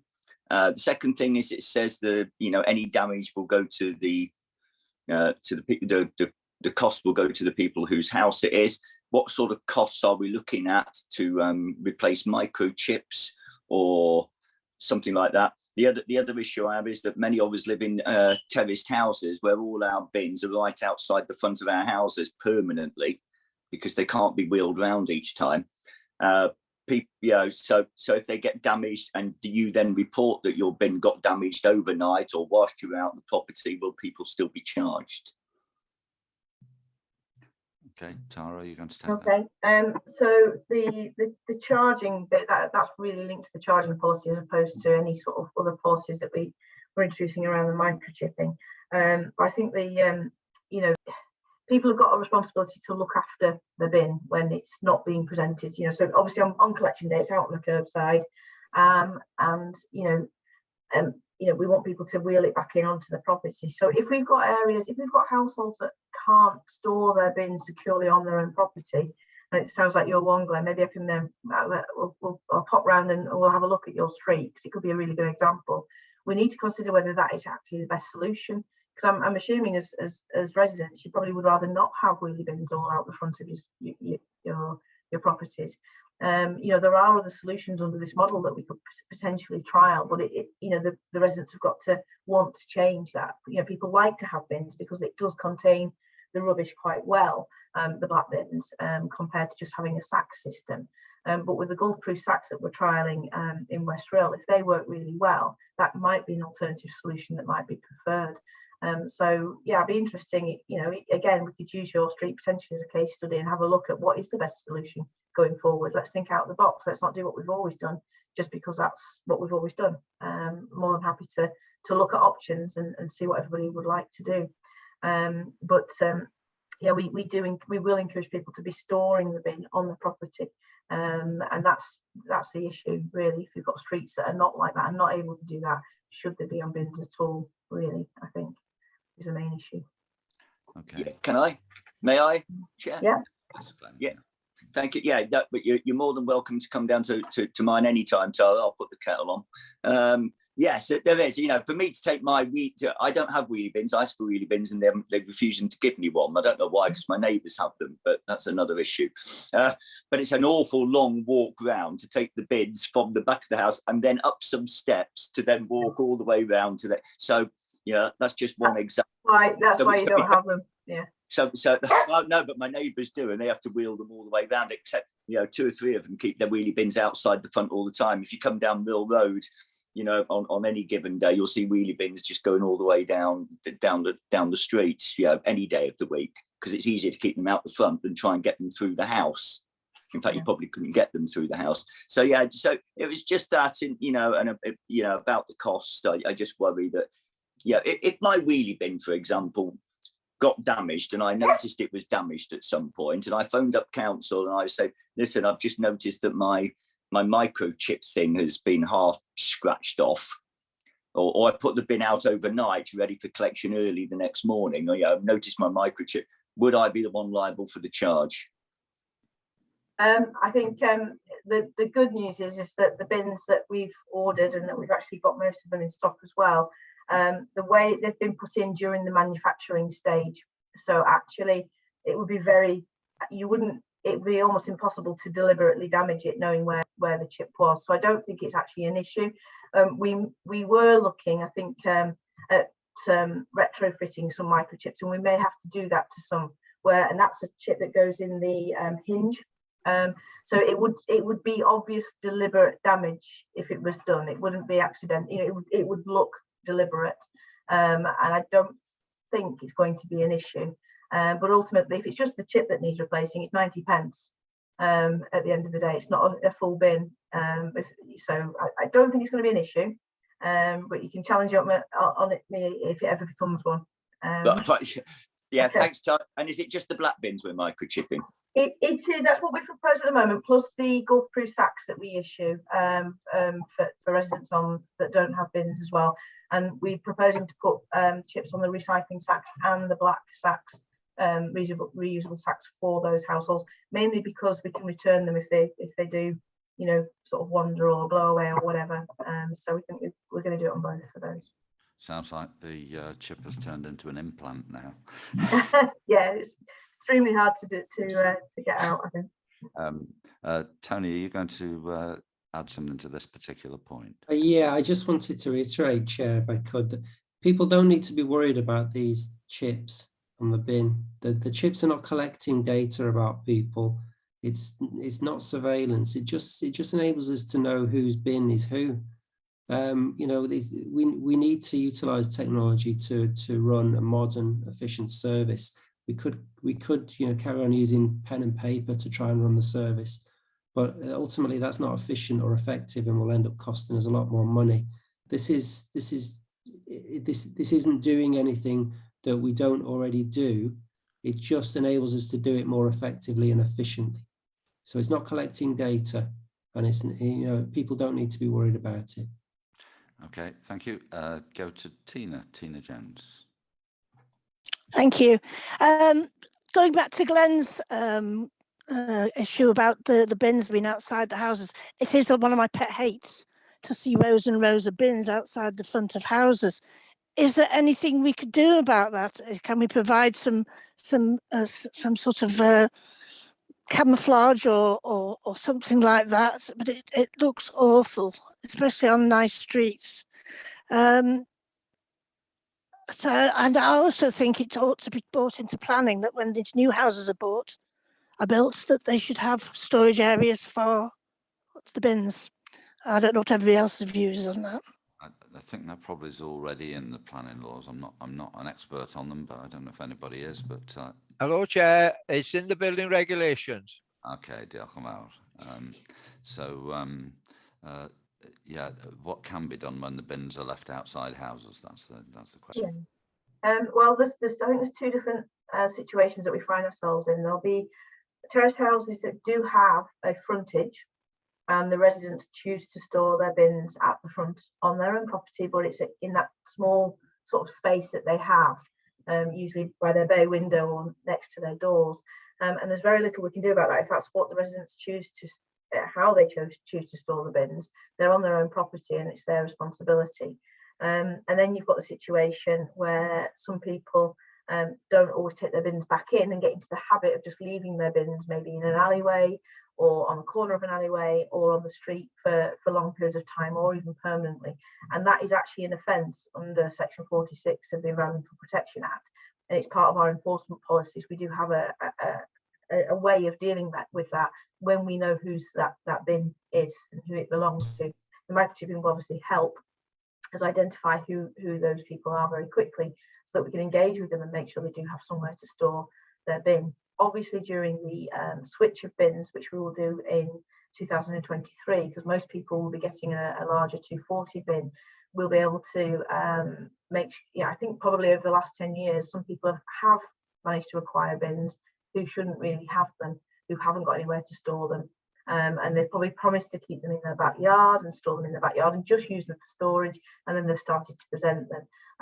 This will be an opportunity really to clear all that up when we do the bin swaps and make sure that only those people who've got somewhere to store them actually do so.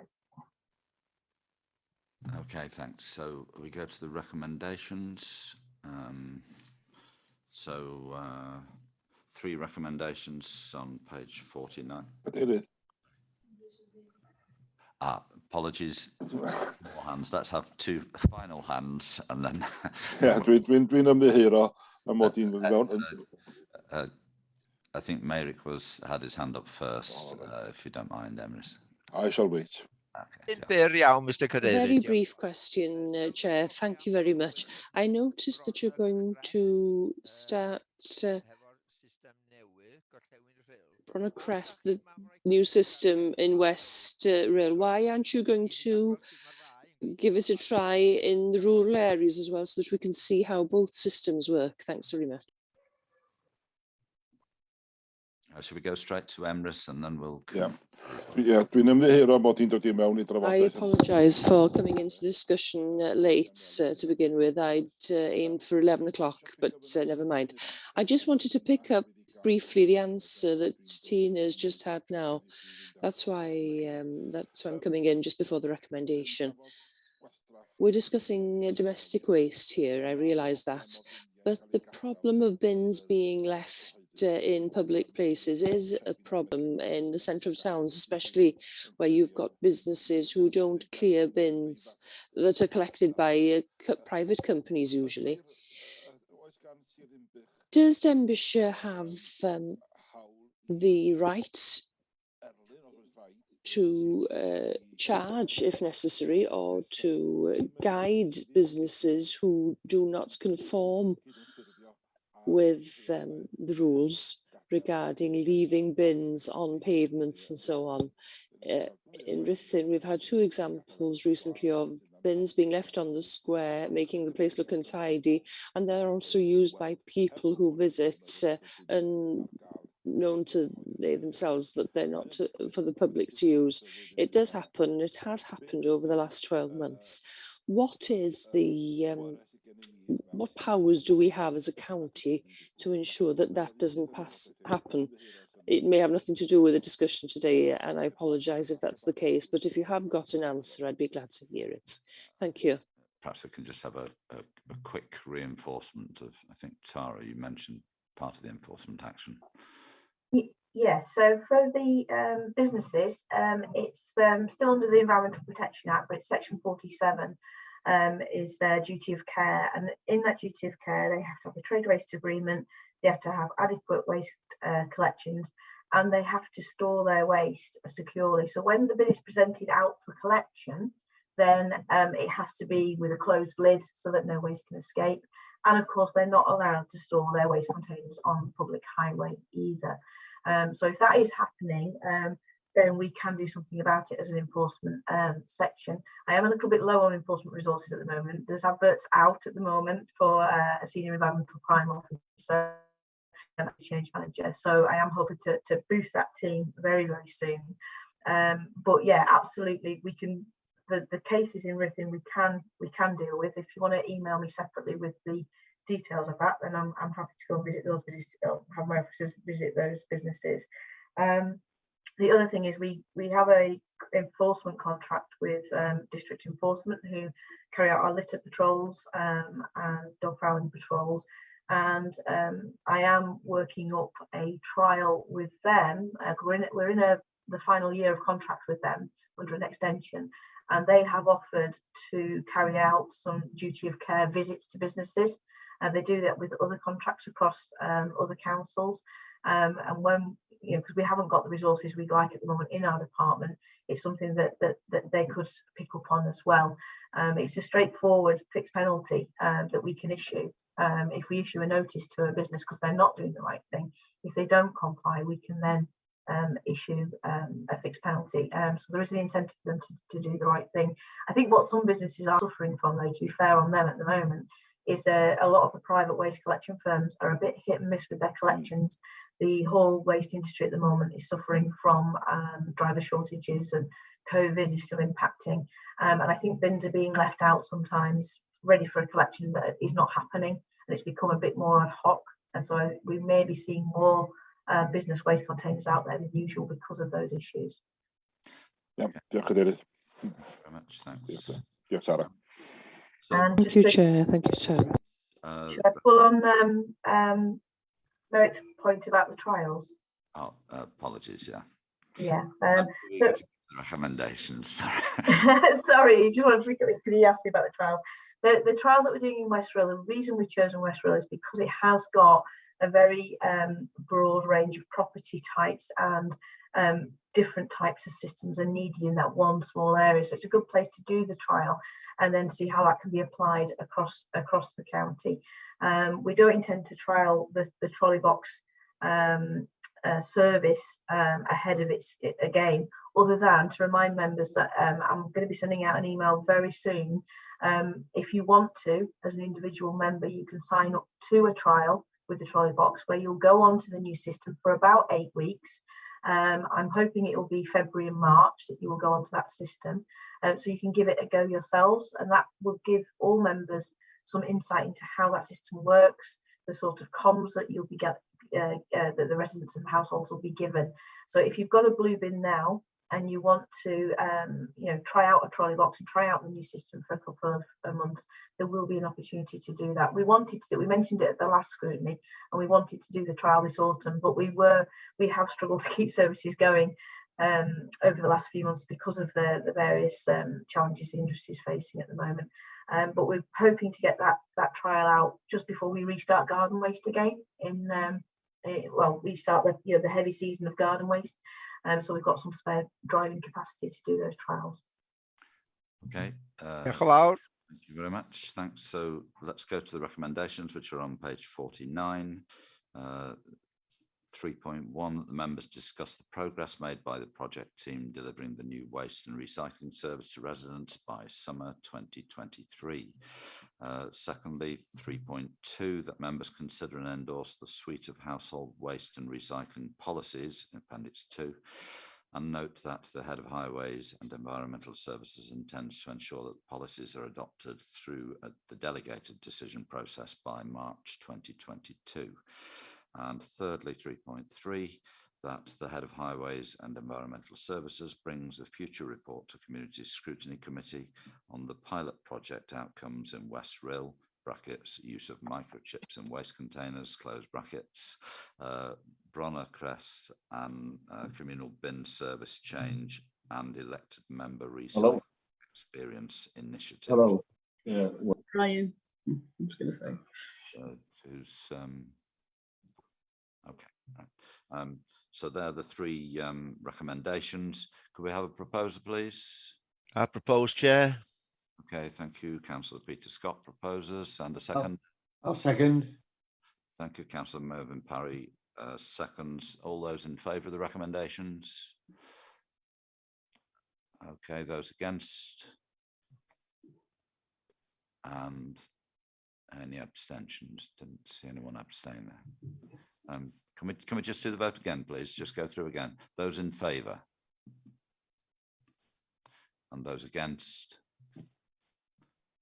Okay, thank you. Thank you. That's carried. So what was the score, Chair? It was unanimous as far as I could see. Okay, thank you. No, just for me to know. Yeah, I think it was a delay on the camera, and it looked as if someone had their hand up when I said against, and when we rerun it, it didn't appear. So yeah, that's what I was clearing up. Can I just thank all of those who've been presenting the reports this morning so far. Councillor Brian Jones as lead member, Tony Ward, Tara, and the others who were on the early report. That was a really good session, I think, on that particular issue, and I'm sure we'll be hearing more about it when it goes to Cabinet in March. Yeah.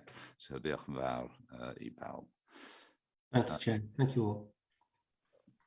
So we're going to move on to the next item now. 11:58. So we're going to go to the Scrutiny Work Programme, which is on page 127. So over to our Scrutiny Coordinator to introduce it. Rhian. Diolch yn fawr. Thank you. Yes, this is your usual work programme. In Appendix 1, page 133, you'll see the work programme as it stands at the moment.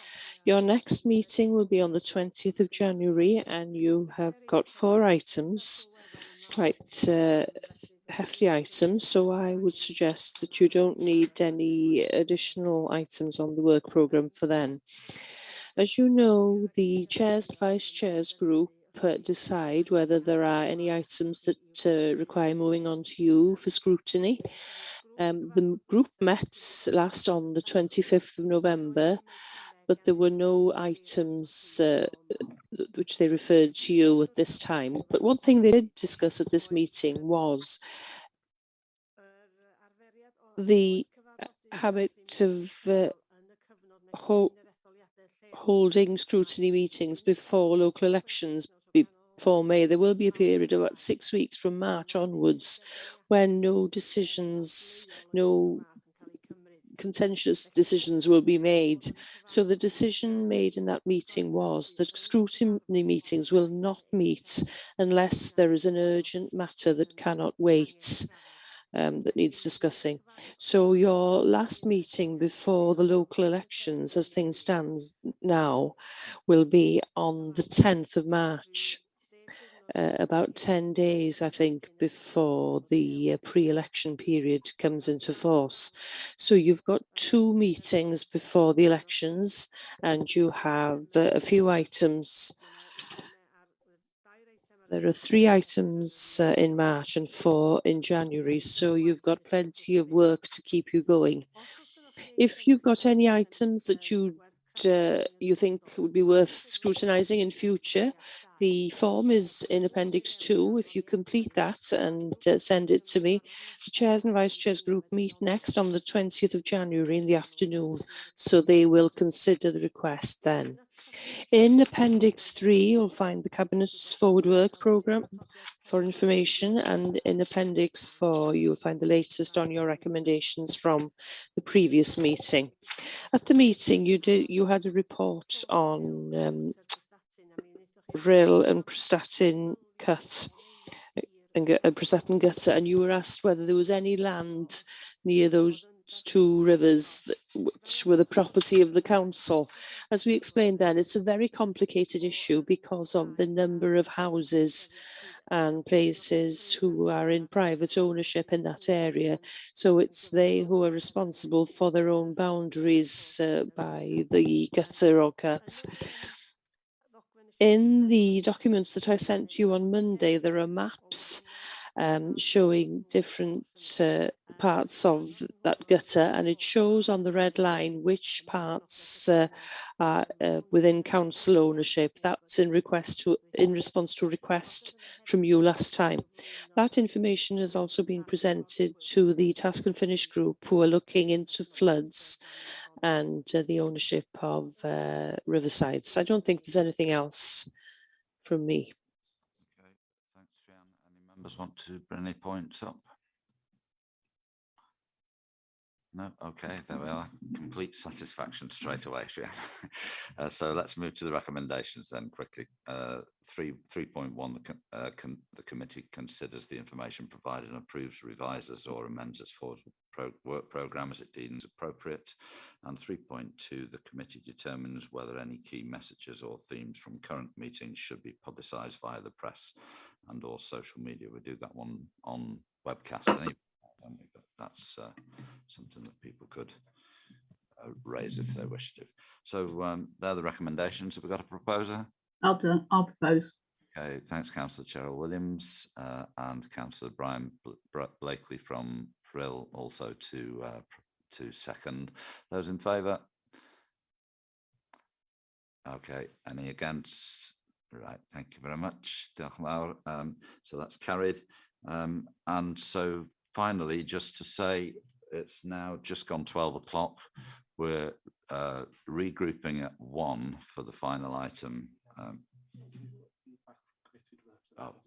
Apologies. You can see I'm not very good at this, can't you? But I've just had a whisper in my ear. We've missed out the feedback from members who represent our committee elsewhere. Is there any feedback from members? Here we go. We're going to listen to the silence now. Nope.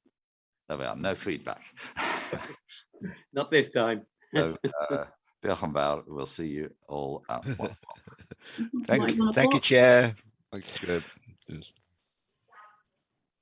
I'm talking about then. So we've got to pretend to be professional again. Thank you, Chair. Much appreciated. Ready to begin the webcast for the final bit. Okay. Yeah.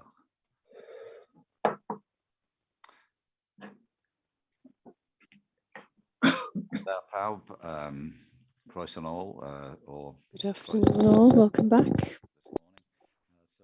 Excuse me, we're on the final item of the agenda. So that's item 9, which is about Denbighshire Gypsy and Traveller Accommodation Assessment 2021. And a report back to us from the committee that's been set up to look at that, that's been the Task and Finish group. I think, first of all, I just want to thank the group because it was set up as a result of a discussion at Community Scrutiny quite a while ago. And I think we've got 3 of the members who are actually members of the Task and Finish group who are on the Community Scrutiny as well. And it's been a really heavy workload, I think, over the last 9 months or so. They've been to lots of meetings. They've been dealing with really important issues on behalf of the rest of the council. as a member of their MAG, the representative of their MAG. And today's meeting, I think, when we hear the details of the report, which we've all seen anyway, I think that we'll be very thankful for the work that they've done, and officers too. A tremendous amount of work has gone into getting this far. It was our committee that, excuse me, that is concerned about making sure that councillors are fully involved, and I think we have that opportunity. So thanks very much. So I'm going to hand over to Councillor Mark Young first of all, who's the lead member, and to give a brief introduction. And I think then it's to Barry, the chair of the Task and Finish group, to introduce the report. Councillor Young, over to you. Okay, thank you very much, Chair, and renowned our councillors, officers. As you know from the previous report, there is a legal duty under the Housing Act in Wales 2014 for all councils to undertake a new gypsy and traveller accommodation assessment. An up-to-date gypsy and traveller accommodation is also a requirement of the LDP, which is a critical document for land management for the county. The council is required to submit the new gypsy and traveller accommodation assessment to Welsh Government by February 2022. A project board was established to manage this piece of work with the leader, myself, and working together with senior officers to plan our approach.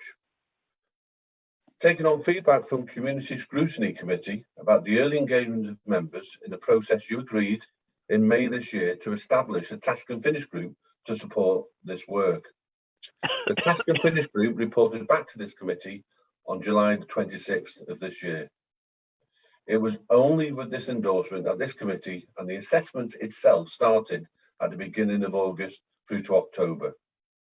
The work on the gypsy and travel accommodation assessment has now been concluded, and you have a copy of the draft GTAA report. Before I update you on the findings of the report, I would like to hand over to Councillor Barry Miller to report back on the work of the Task and Finish group. I'll hand over to you now, Councillor Barry Miller. Jock and Vow. Thank you, Linda. Thank you, Chair. Thank you, Mark. As the lead member has said, a Task and Finish group was set up with an elected member from each member area group to help with this work. This group have met 6 times in total. In one of the first meetings we met with the consultants, ORS, and were given some information on their background and experience. We were satisfied that they had plenty of experience across the UK of doing these types of assessments and of completing interviews with gypsy and traveller communities. After the first 4 meetings, the group were able to present a work brief and stakeholder communications and engagement plan to Community Scrutiny Committee. We were satisfied that these documents set out what we needed to do to comply with the Welsh Government methodology on producing the GTAA. The Task and Finish group also wanted there to be a good communication with the elected members and the travelling community and local residents. So we asked for some additional tasks to be included in the plans.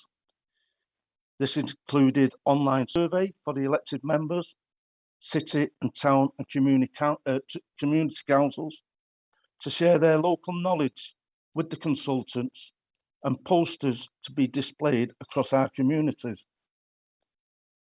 The assessment started at the beginning of August, and we met as a group in September to review the progress.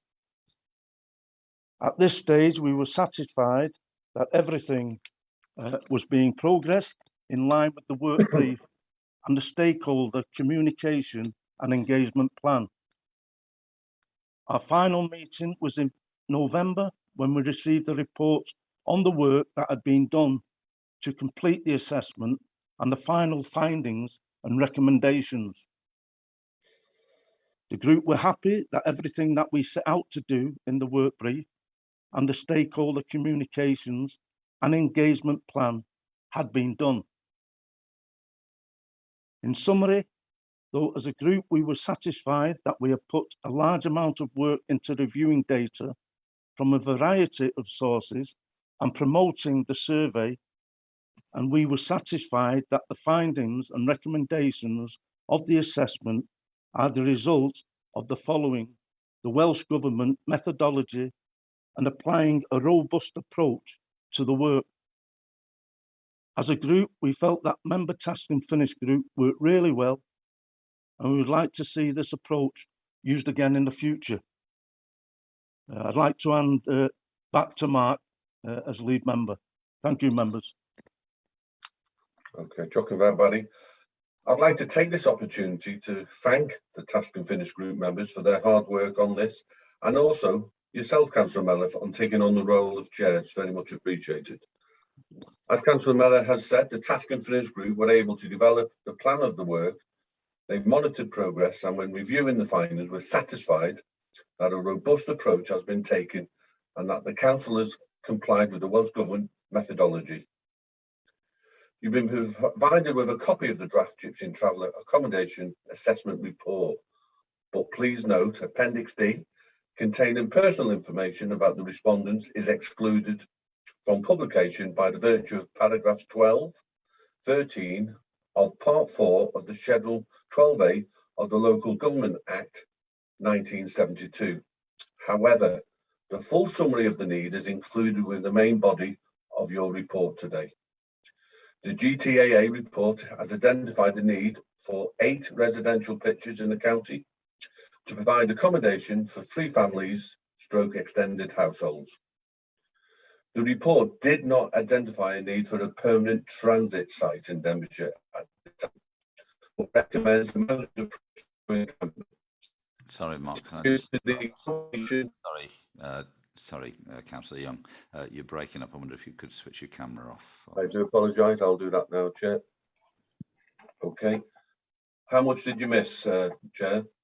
It was only the last couple of sentences. Okay. You need to start from the beginning again. Okay. The report did not identify a need for a permanent transit site in Denbighshire at this time, but recommends a management approach to encampments. This is due to the combination of factors including low numbers of encampments, short-term nature of the encampments, and a lack of demand of such facilities from the travelling community. Good practice across the UK shows that a management approach can work well for travelling communities and for local residents. As well as the interviews with GYPSY and traveller families, we also work closely with the organisation Travelling Ahead, who represent the GYPSY, Roma and traveller communities. To finish, I hope that the Community Scrutiny Committee are able to endorse the conclusions of the Task and Finish group, who have committed a significant amount of time to this work, and be in a position to recommend to Cabinet that the work and the report should be approved for submission to the Welsh Government, which will enable us to meet our legal responsibilities.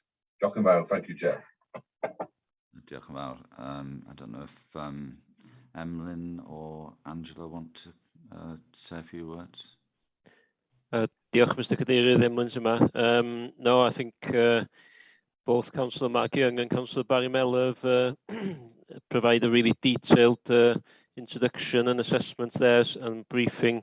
I'd like to just echo both their words really around how positive the experience was of working closely with the Task and Finish group and the board. So I'd like to thanks to all involved really. So, but happy. I don't think I need to add anything further. Diolch. Yeah, diolch fawr. So we can move on to the discussion. Just to remind members that we're here to endorse the conclusions of the Task and Finish group. We're not here to just discuss the whole issue. That's the purpose of the meeting. So just bear that in mind when you make your contribution. I'll try and stop you if you get too far away. Okay. Diolch yn fawr. First of all, then, Cynghorydd Mervyn Parry. Thank you, Chair. I'll switch my camera off. Can we just confirm with the GYPSY traveller or the transit site that there wasn't a need for this, because the discussions they'd had with the gypsies, travelling gypsies, said that they wouldn't use this site, and I think that's something that happens in other counties as well, and that we would just deal with them wherever they land at the time. That's my question.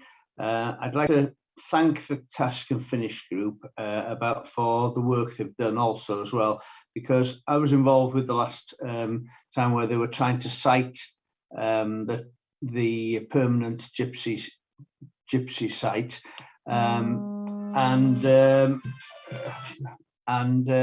this should make it a lot clearer, hopefully going into the next LDP, that we've all engaged in trying to show that there's a need for it.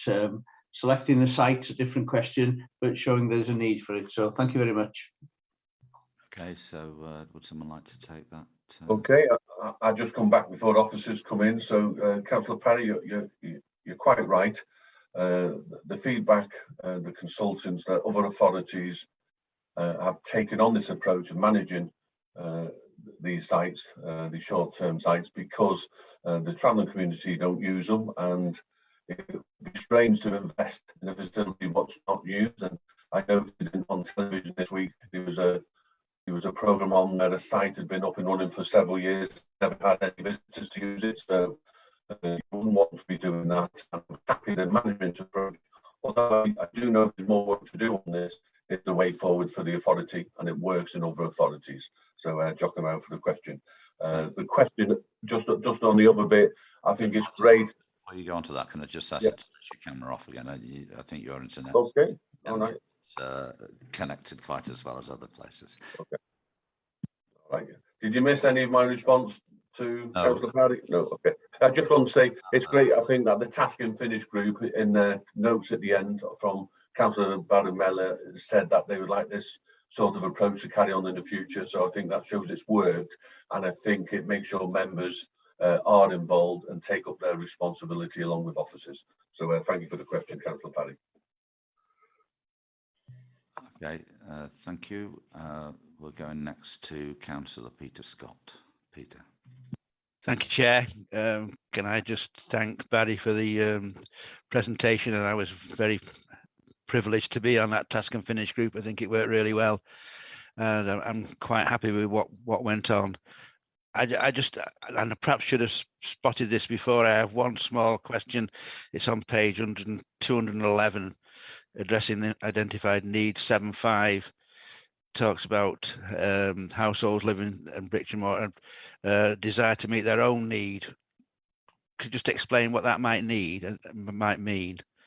That's all, Chair, if possible. Thank you. Can you just tell us exactly where it is on page? It's on page 211. It's item under addressing identified need. It's 7.5. Sorry. Oh, yeah. Okay. Thanks. It just said addressing their own needs, and that the council should help to meet them. Just a small explanation about that point. That was, and that's fine. Otherwise, thank you. Okay. Thanks. I'll turn my camera off, Chair, if that's okay.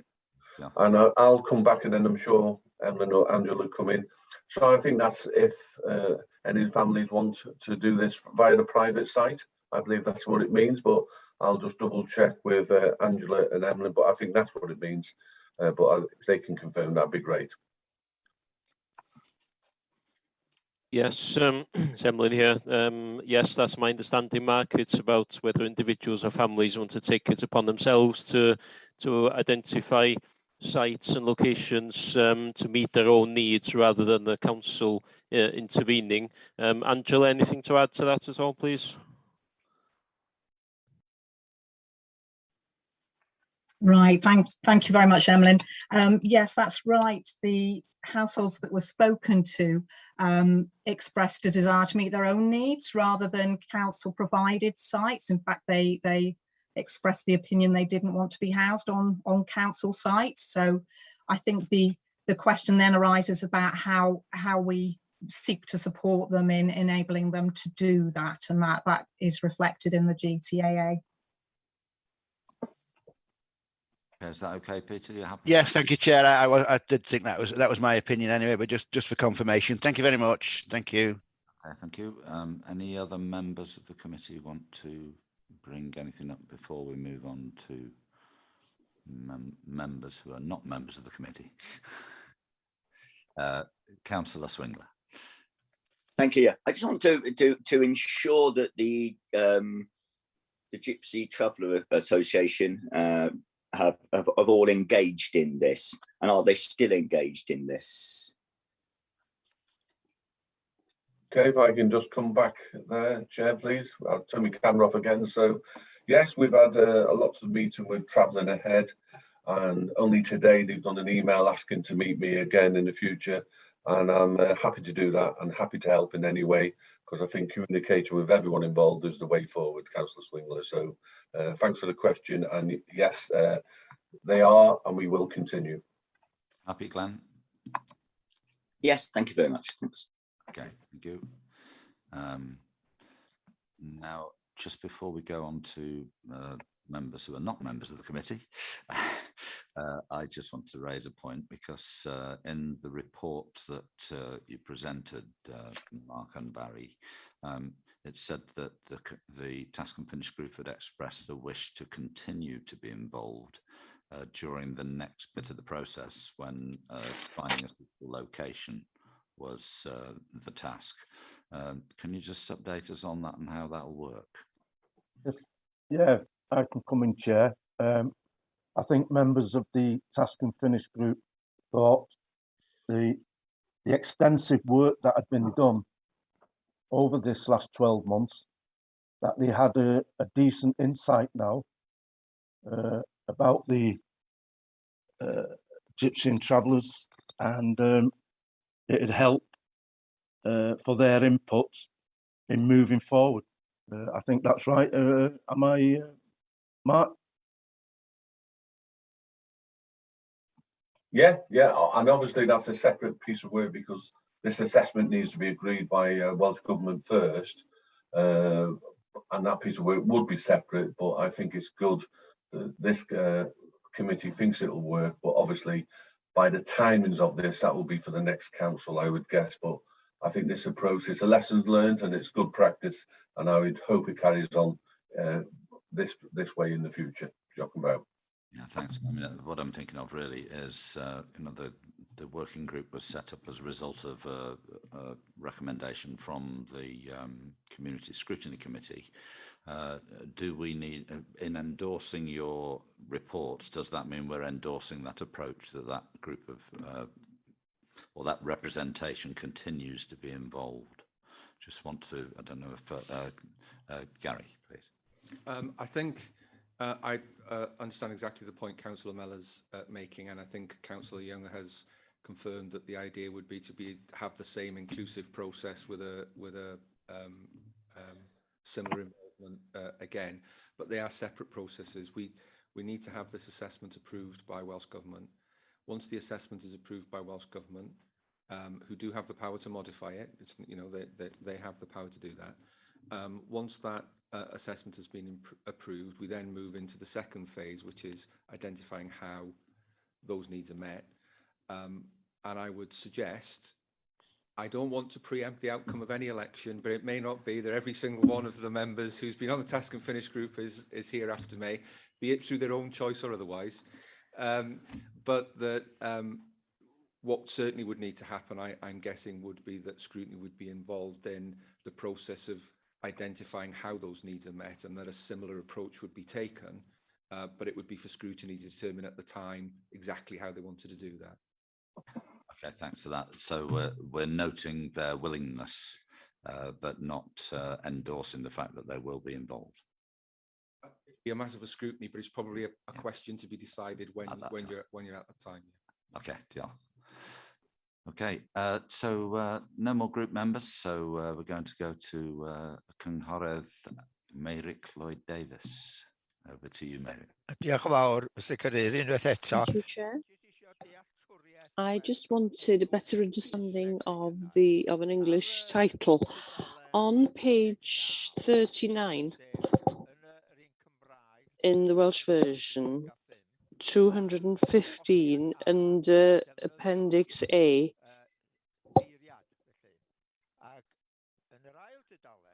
Using the wording. In the second page, it mentions residential pitch. Under it, it says transit pitch. On page 37, under 7, The title is Collection. In paragraph 7.1, it mentions pictures, the sites, but it doesn't state which one of the two that I've just mentioned. Can I also thank Barry and the Task and Finish group and also the officers for their hard work. Thank you. Okay, thank you. Anyone clear up that distinction between those? I'll leave this one to officers if I may, Chair. Shall we come back to that in a minute or two to give officers a chance to have a look at those particular points? Have you got the references there that you need to enable you to do that? Can I make a suggestion, Chair? Yeah. Sorry, I just reading the references in the English version that Councillor Mary Lloyd Davis has alluded to. It does refer to pitches. I think when you read the whole report, it's clear that those are residential pitches, because it then goes on to say that there's no need for transit sites. So I suppose it's just a drafting issue in the report as to whether there needs to be some just clarification in that paragraph. But I think in the overall context of the report, it's residential pitches. Okay, thanks for that clarification. Over to Christine Marson. Off you go, Christine. Thank you, Chair. It was just on 2 points on clarity, and I appreciate Gary Williams has already sort of run through going forward the process that it would, scrutiny would be involved. Where does the local development plan, where does that sort of fit into the process? And my second point was travelling ahead, as obviously has been involved. I presume, is that a regional or is it a national sort of body that represents the Gypsies and Traveller community? Thank you, Chair. Okay, thank you. Mark, do you want to take that one? Yeah, I'll just turn my camera off again if that's okay. So Travelling Ahead, I believe, is a national body, and they have a regional officer. That's my understanding, and they've been very helpful. And so that's that one. The LDP, obviously, it's ongoing work, but again, I think the Task and Finish group in the future could make recommendations to the SPG, as it were, in the future. But again, that's a separate process. But I would expect that piece of work could follow the same selection process involving members and officers in this format. Okay, thank you. Any more questions, contributions? Okay, so let's go on to the recommendations. The recommendations are on page 150 and quite lengthy, so bear with me. I was never very good at reading in school either, but here we go. That scrutiny endorses the conclusions of the Task and Finish group that A, work on a Gypsy and Traveller accommodation assessment has met the requirements of the work brief and stakeholder communications and engagement plan endorsed by Scrutiny on 26th of July 2021. And B, the Welsh Government methodology has been applied appropriately to the analysis of need. And 3.2, that Scrutiny confirms support for the approach adopted for the delivery of the Gypsy and Traveller accommodation in Denbighshire. Sorry, I'll do that again. That Scrutiny confirms support for the approach adopted for the delivery of Denbighshire's Gypsy and Traveller accommodation assessment as being robust and in line with Welsh Government guidance. 3.3, that Scrutiny confirms that it has read, understood and taken account of the well-being assessment, impact assessment, Appendix 3, as part of its consideration. Finally, 3.4, that Scrutiny recommends to Cabinet that the draft Gypsy and Traveller accommodation assessment should be approved for submission to Welsh Government. So there are the recommendations, 4 recommendations. Would someone like to propose those? I'll propose them, Chair. I'll second, Chair. Okay, thanks, Councillor Mervyn Parry to propose and Councillor Peter Scott to second. All those in favour, please. And anyone against? I can't see anyone, so shout out if you. Okay, Thank you. So that's carried, so that those recommendations are adopted. Can I say thank you very much for, well, first of all, to the committee, because we've had about, what, 55 minutes break between this item and the previous one. As you know, the reason for it was because we wanted to ensure that members who wanted to take part in this debate knew what time it started, and the other two were pretty weighty items as well, and so we weren't sure if it would really be far too long a session to have. So that's why we started at 1 o'clock. We're through now. It's not even 1:30, look. But it could have been about 3:30 had the previous items been a bit longer. So, but can I just say thank you very much anyway to everybody, to officers and to members and the lead member, Councillor Mark Young. And finally, I want to say thank you to Glenn Swingler, who is the Plaid Cymru, one of the Plaid Cymru members on the group, who is going to change, and we're going to welcome, just scanning my screen quickly. All right, yeah, see, second row, third one along. Gwyneth, new councillor for Llandrillo, and Gwyneth is going to replace Glenn. Glenn, thanks very much for your contribution. We've enjoyed being on the committee. We've not fallen out too often, and I'm sure you'll find plenty of other things in the council to do instead. But welcome, Gwyneth, and we look forward to having you on the committee next time. Thank you very much. Hello. Speaking. Okay. Mervyn, turn yourself off. Sorry, I've lost it. Mr. Chair. Yeah, Gwyneth. Yes, could I just, since this is the final meeting of this particular period for the GYPSY and travelling sites, and it's been mentioned that this group has worked very well. It has worked very well, and I would like to congratulate the chairmanship. The chair is a very important role in all meetings, and we've had an excellent chair in Barry, and also we've had excellent support from officers. So diolch yn fawr iawn I bawb ohonoch chi. Yeah. Thank you all very much. Cheers, Barry. I'm sure that all members will agree with that, and thanks, Barry, and thanks, Mark, as well for your work as lead member. So that's it. We can go and enjoy the afternoon in other meetings that we've got to go to.